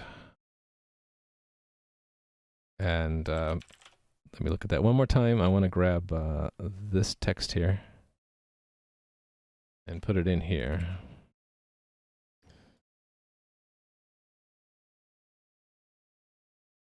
And we'll do this right. It's awaiting release right now. So comment. Want to fix anything else before I deploy this? Oh, I should fix this one too, right? GM can no longer open and close tickets. So let me confirm that that's a problem in the test environment. So if I'm right, I can't. Yep. So I get the don't have permission to do that. All right. Let's fix that one too. Your character got stuck behind a statue. Uh-oh. Let's go look. Where are you stuck? Wait, why is there a statue there? Oh, that's not a real statue. That's Nui. Oh, but the statue has a... No, wait a minute. You can't move past Nui? That's interesting. She should not be able to block you. Did I screw that up? Oh, I did. Okay, that's an exploit. I let Nui pick from the decorations tile set, and the statue is impassable. Okay, well, I think the way I'm going to fix this... That's interesting. Nui is the point leader, so maybe I let Nui do that. So now you should be able to pass by. Don't abuse your power, Nui. Yeah, Nui is the point leader in my game right now, and so they've got 88 points. So normally I wouldn't let players block other players, but I think we'll let Nui do that as long as the powers are not abused. For now. Okay, that was fun. Let me recreate this bug. I think I will be... Well, I should have a test for it already. I bet... Let's see if we have a test, and if so, maybe it's failing. That would be where? In the coordinator? That a ticket can't be changed? That the admin can make a change. Where am I? Coordinator tests. Moderation, right? Just run all the moderation tests. I bet we can find the one that broke. Oh, yeah, there we go. So I believe that's it. Oh, no, these are fine. But we should fix these too. I introduced another flag that gets sent between servers here. It is admin false. All of these have to have that in there.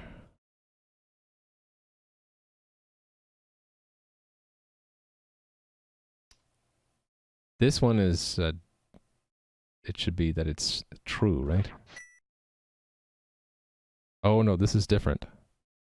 Thanks for the follow, by the way. Actually, these are the ones that regressed. Okay, so let's narrow it down to those two tests. I think it's this change state one.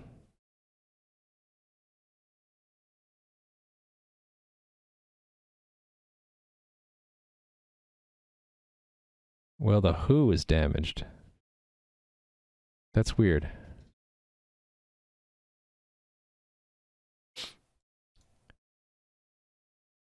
Hey, Mr. Contour. How are you doing? Hi there, Ralrita. It's nice to see you too. It's all good, although I'm kind of, what's the right word? Perturbed by regressions in my code.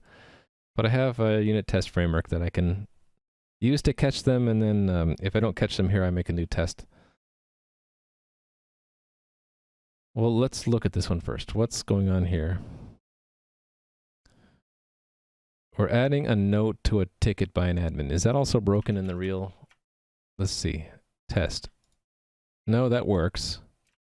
So this is broken for a different reason.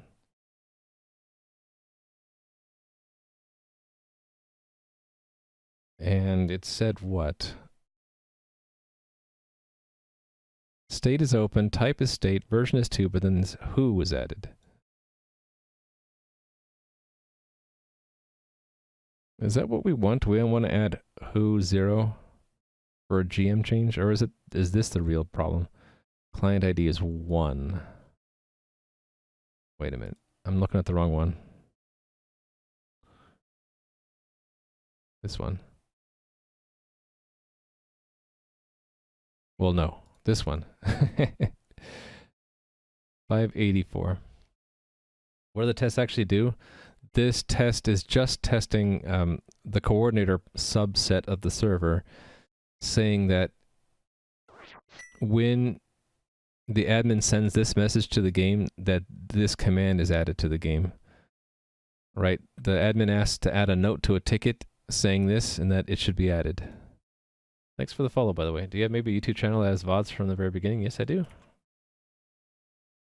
And if you want to just see a quick sequence of videos, like 20 minutes long, to show how this game has been built up the last 3 months, I also have a recap series just for you. Also, if you want to see like which VOD goes with what, my notebook is public, so you can just skim through the log. Like, for example, if you want to see where I worked on the Twitch messaging interface to connect my bot between my game and Twitch, it's in back here on stream 58, 59, 60, that kind of thing.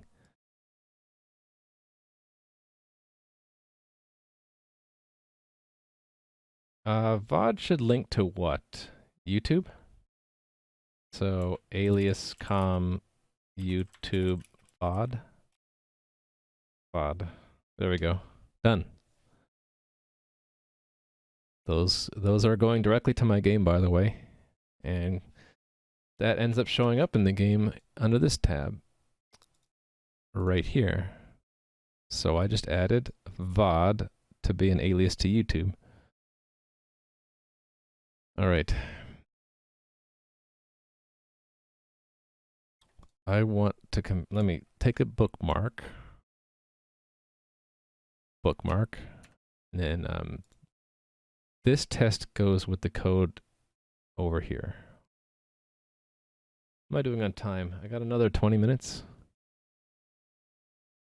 Should be able to fix this in 20 minutes. Add note.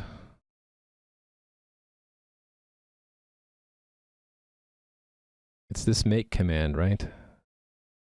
Aha, here's the problem. This client ID comparing to 0 is the old way. Right, so there shouldn't be a who, and the client... Okay, that's the problem. So this test did catch something bad.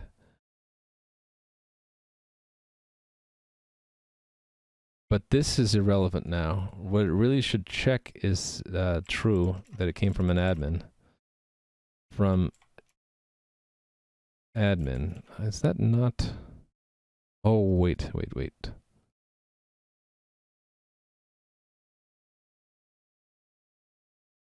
Update mod event doesn't have that field, does it? Does that mean I need to add it here? I think it does. So I need to do the same thing that I did for change profile. It needs to have an admin flag.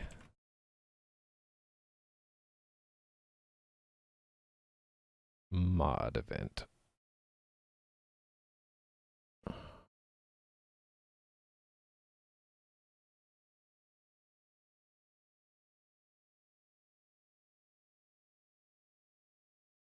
Sharing my file structure. My file structure is getting a little bit out of hand, even for me.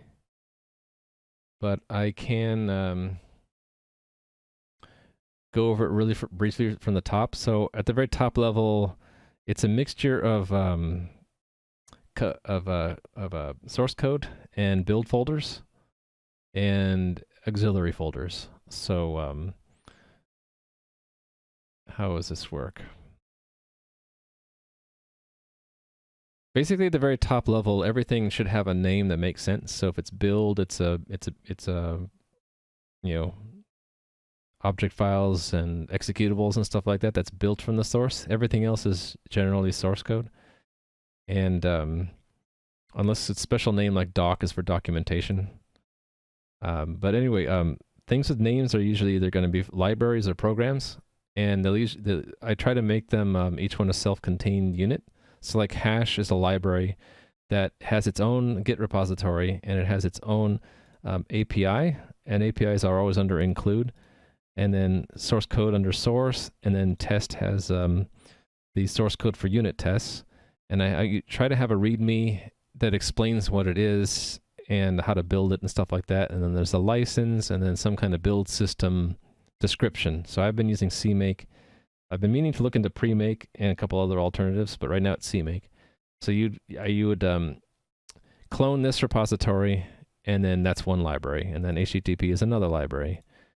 And then it all gets assembled by a XML file and a tool I use that's similar to Android's repo tool, where it goes and just loops through this and just clones them all from the correct branch and the correct URL from GitHub, right? And then the top level is itself a repository that has a CMake list, and that's, you know, going to add subdirectory of all the libraries. So it's just making the entire build tree. And then the main program for me, the backend server is mostly in this Realm server host. And you can just follow the dependency chain from there. Realm server host depends on Realm server and a bunch of other things. And then Realm server depends on quite a bit of things. And yeah, it's how it all hooks together. But every library or program follows the same kind of convention where there's a, if I collapse this all again, under Realm server, there's the API, the source code, and the tests. And then sometimes there's extra stuff, like assets has some templates, some HTML and text templates I had associated with it. Yeah, hope that gives you a general idea. No add-on for CMake syntax? There are, and I'm not really using one right now. It didn't really add much to me, so I just didn't use it, didn't keep it around. You keep losing connection to the game? I'm sorry. Uh-oh. We don't want to show that. Is that you, Backcraft? Did someone hack your account? Hold on a second.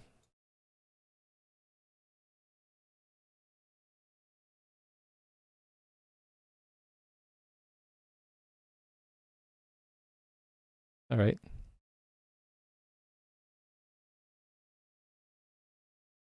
How can you chat in game? You have to have an unmasked account, and then you have to. Yeah, so that person was is banned now. So your account got hacked, Backcraft?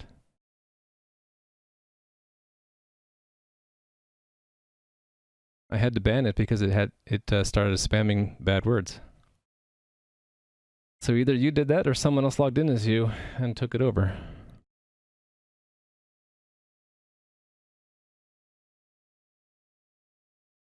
What do you think, Backcraft?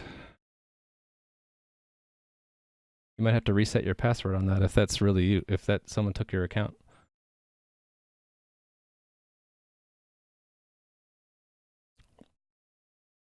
That was a, you know, we have to do that when we see bad words show up in chat. Yeah, I think someone else was able to get into your account. So I would try to reset the password or make a new account, I guess. Yeah, this has happened before too, but usually they would create a new account when that happens. How was the name thing going? That should be fixed. I was just working on the ticket thing on the side, although I don't know if I have enough time to fix it. Maybe I will do the ticket thing later and just push what I had done into production, because I'm running out of time.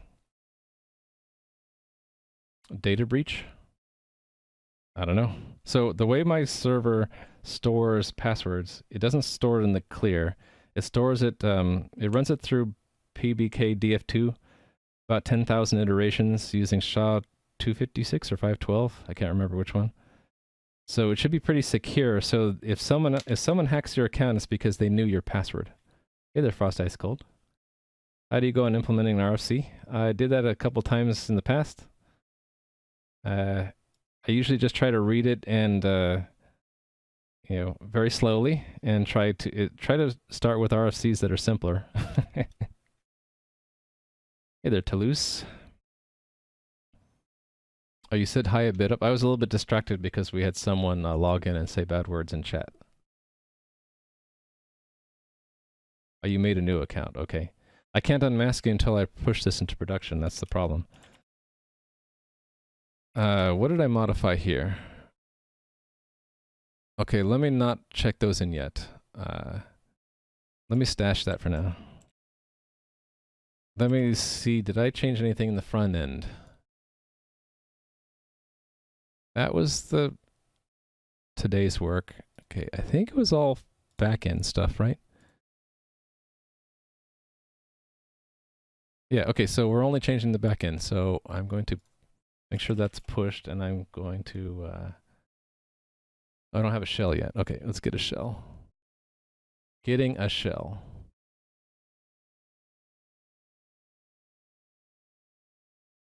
All right.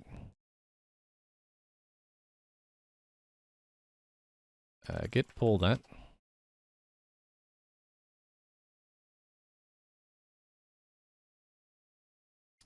Didn't I want to remove the chat messages? They should have been removed. When I banned the account, did you not see the messages get purged?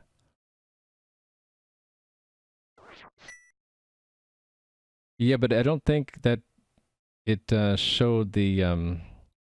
even if it showed the hash code, they wouldn't have been able to reverse it. Okay. Build release. You can still see them? What?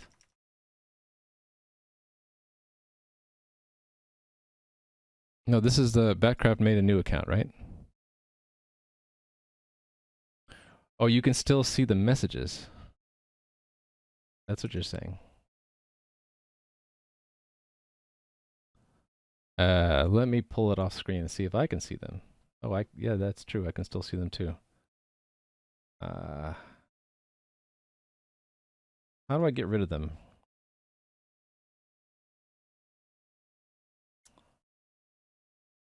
Oh, I never implemented the purge on ban, and now I can't purge it because I refreshed. So my apologies. You'll have to refresh your connections. Although, while I'm here, let me look and see. Okay, I don't see anything else. I'm just going to have to refresh it so it doesn't show up on my screen again. Okay, see if frost ice cold.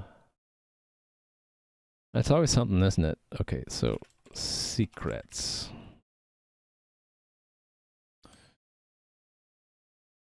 lpack prod. Python 3. Tools. And deploy Primus 121.1, right? Okay. If this is working now with I should be able to just transition these over if I do this right.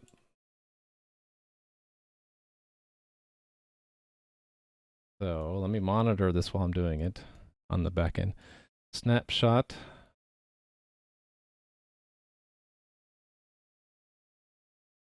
I'm going to trust that this works. Move it to the new code version, please.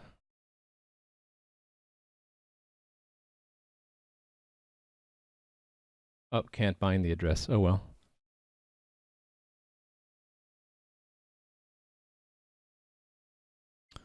So I will have to shut that down again.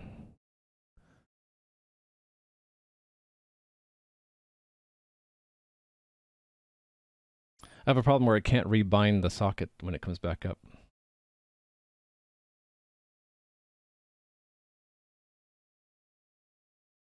But it is bringing the server back in, isn't it?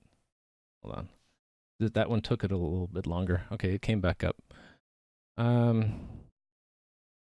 This is the true test. Can I do that one?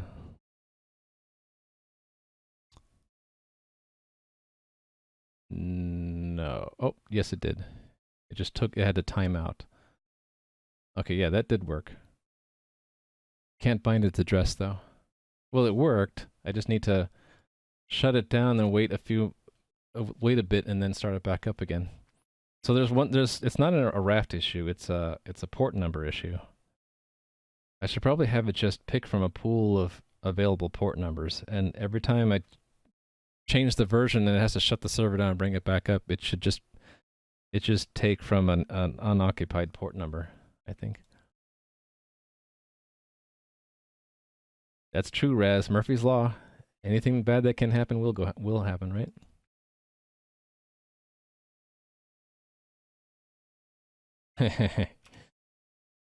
we shall see, Cthulhu.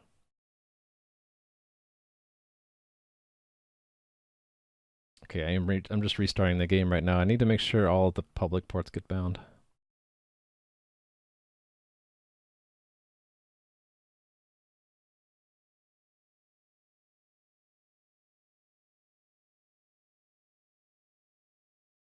Cool. All right. Now, if I did that right, we can finally unmask you prof elements. Where are you? Okay, I need to refresh this. Go. All right. Here we go. Yay! All right, so. Okay, you can not be shown on my screen. And we're going to not permit new accounts at this time. Hold on. Let me take care of that so you don't have to see it.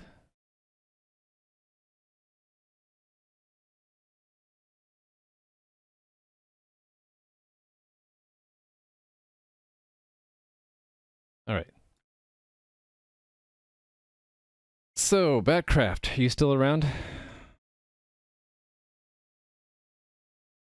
Maybe you can link your account, and then if you can link your account successfully, I'll know it's you, and then I can unmask you.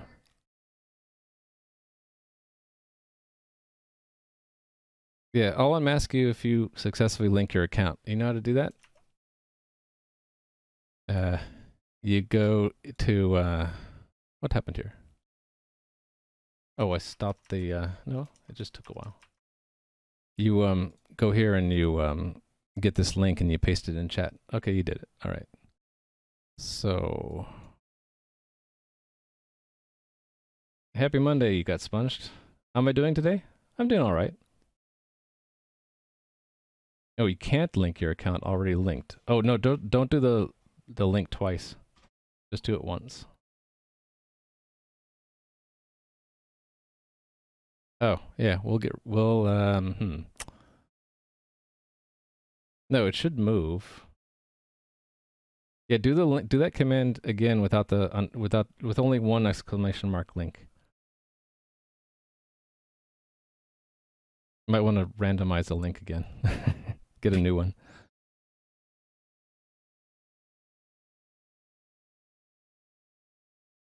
Already linked. Okay, well.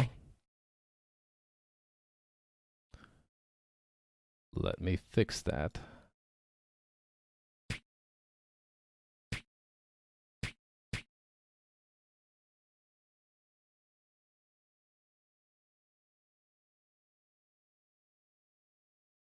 Okay, try again.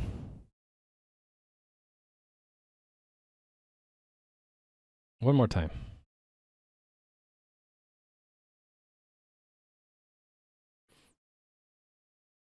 Already linked.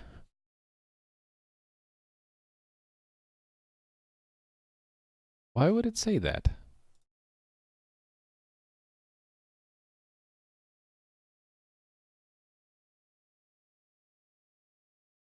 Do you have another account? I just deleted it.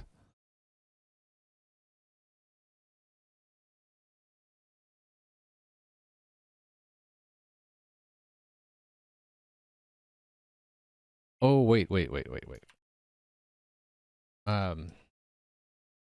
Let me see if I do this right.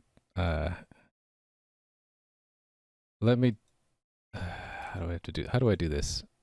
I go on my own, let me hide this one. Oh, okay. I don't know what's going on. Sorry. Yeah, but I deleted the banned account, Toulouse. So that account shouldn't exist anymore.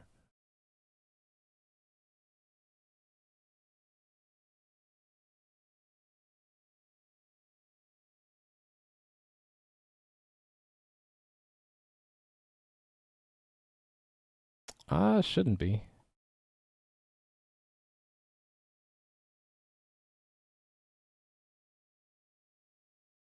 No, you can't use the link twice like that. That's not going to work. I don't know. Well, okay. I'll trust it's you and unmask you. Now, don't say any bad words, all right? Oh, where are you in the game anyway? There you are. It should, yeah, Toulouse. I backed it up before I did it. I'll have to go look into the database and find out why, what it's linked to.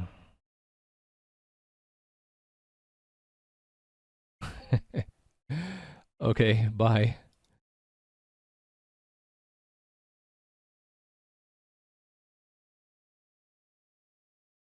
All right. Maybe I'll do that right now. Let me go look at the data off screen. So get a snapshot and I can look at it.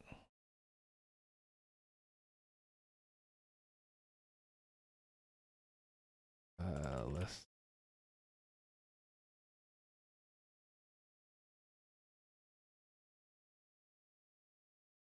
Aha. 3554.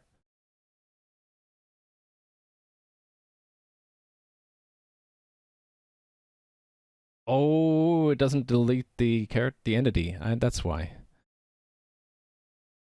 There it is. Gone. Now it should work. Backcraft. Okay, that's a bug then. It doesn't destroy the character entity. Is that what Toulouse guessed? Well, okay, yeah. So we'll give you some points for your trouble.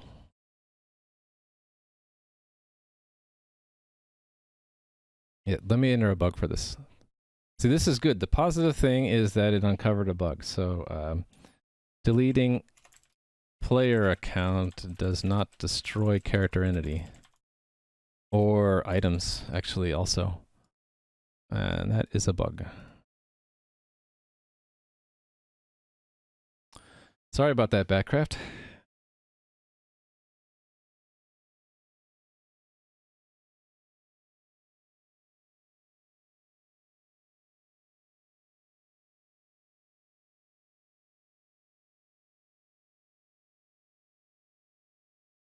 All right.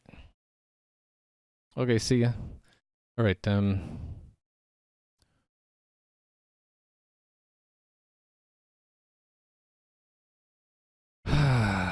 deep breath. Oh, my character's probably dead. No, wait a minute. I'm in the safe zone, right? Yeah, this is designated safe because these guys can't wander out that far. Don't get too close to me. I back up and you can't get me here. Oh, there was another bug I wanted to fix, right? Let me create a gate there to demonstrate the bug.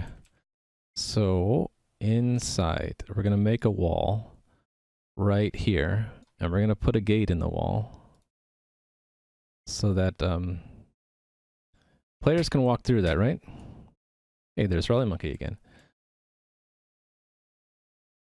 We can walk through that, but I'm pretty sure there's a bug in that these orcs won't be able to go through that gate. Yeah, so let me fix that bug. In fact, can you stand there? Okay, they're aggroed on me, that's why. I'll stand back so they aggro on someone else. Although that is a separate kind of bug that they will they'll be aggroed on one character at a time, even if they can attack someone else. Anyway, I want to make sure that they can step through the gate. So that is in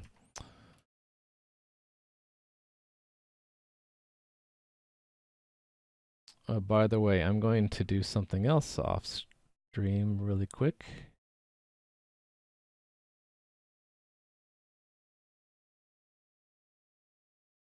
How do I do this?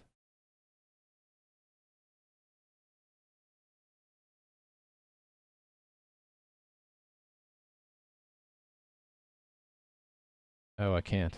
Oh well, I'll figure it out later. Anyway, I'm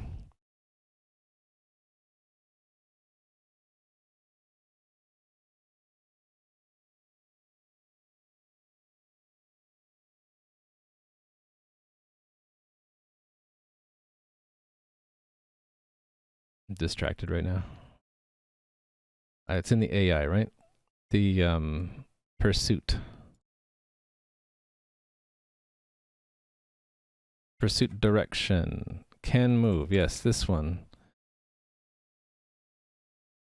I think what it is it's permitting it, but then it's also denying it. I think we want to stop on the first permit or deny, right? We already do that. Oh, but also stop on the first permit. So we should say if permitted or denied. Then end. Yeah, okay, so that's, I think that'll fix it. AI, edit, paste. Okay, now, see if they can walk through that, that gate. Oh, they're all dead, though. What happened? Why are they not respawning? Oh, because the spawn chance is low. Well, I can take that guy. Oh, no, there's one. He should be able to pass through the gate now. There he goes. I'll leave him there so that he'll attack someone.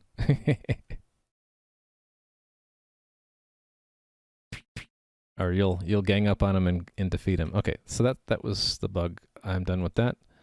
Let's clean up this mess. Oh, I deleted everything. Deleted the ground. Good thing you can walk on empty space. Okay, let's check that in. That's a small little bug that I fixed.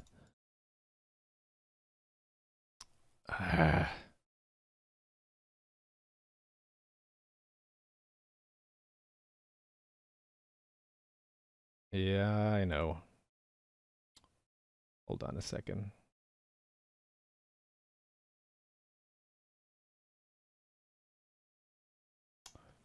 Hold on.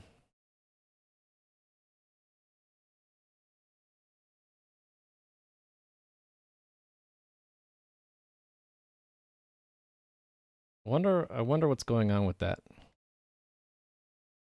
You're gonna have to refresh your screen again.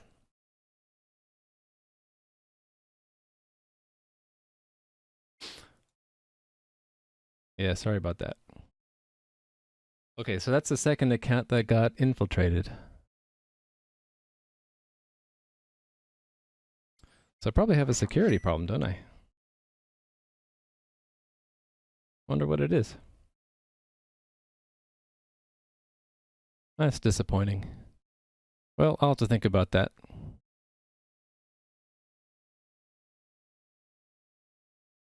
Good thing we don't really have anything valuable in the game. I can just take a snapshot and write down however many points people have.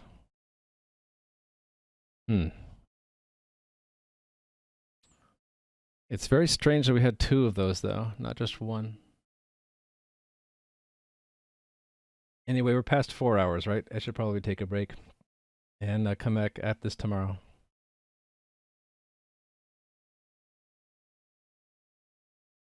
Yep, I don't know what I'm going to do about that. I'll have to think about that some. Anyway.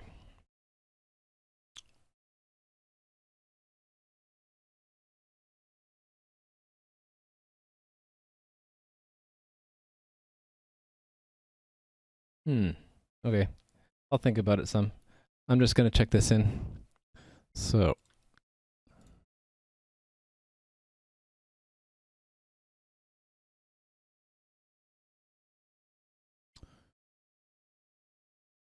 Fix bug in NPCs being blocked by open doors.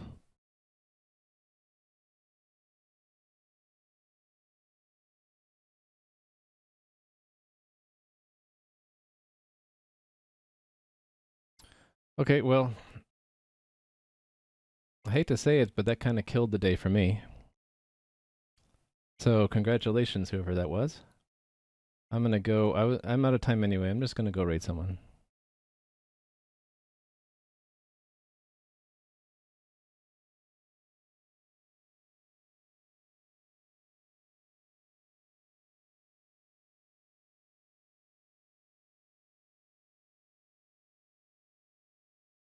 Yeah, I'll try. You got sponged. It's gonna be hard though.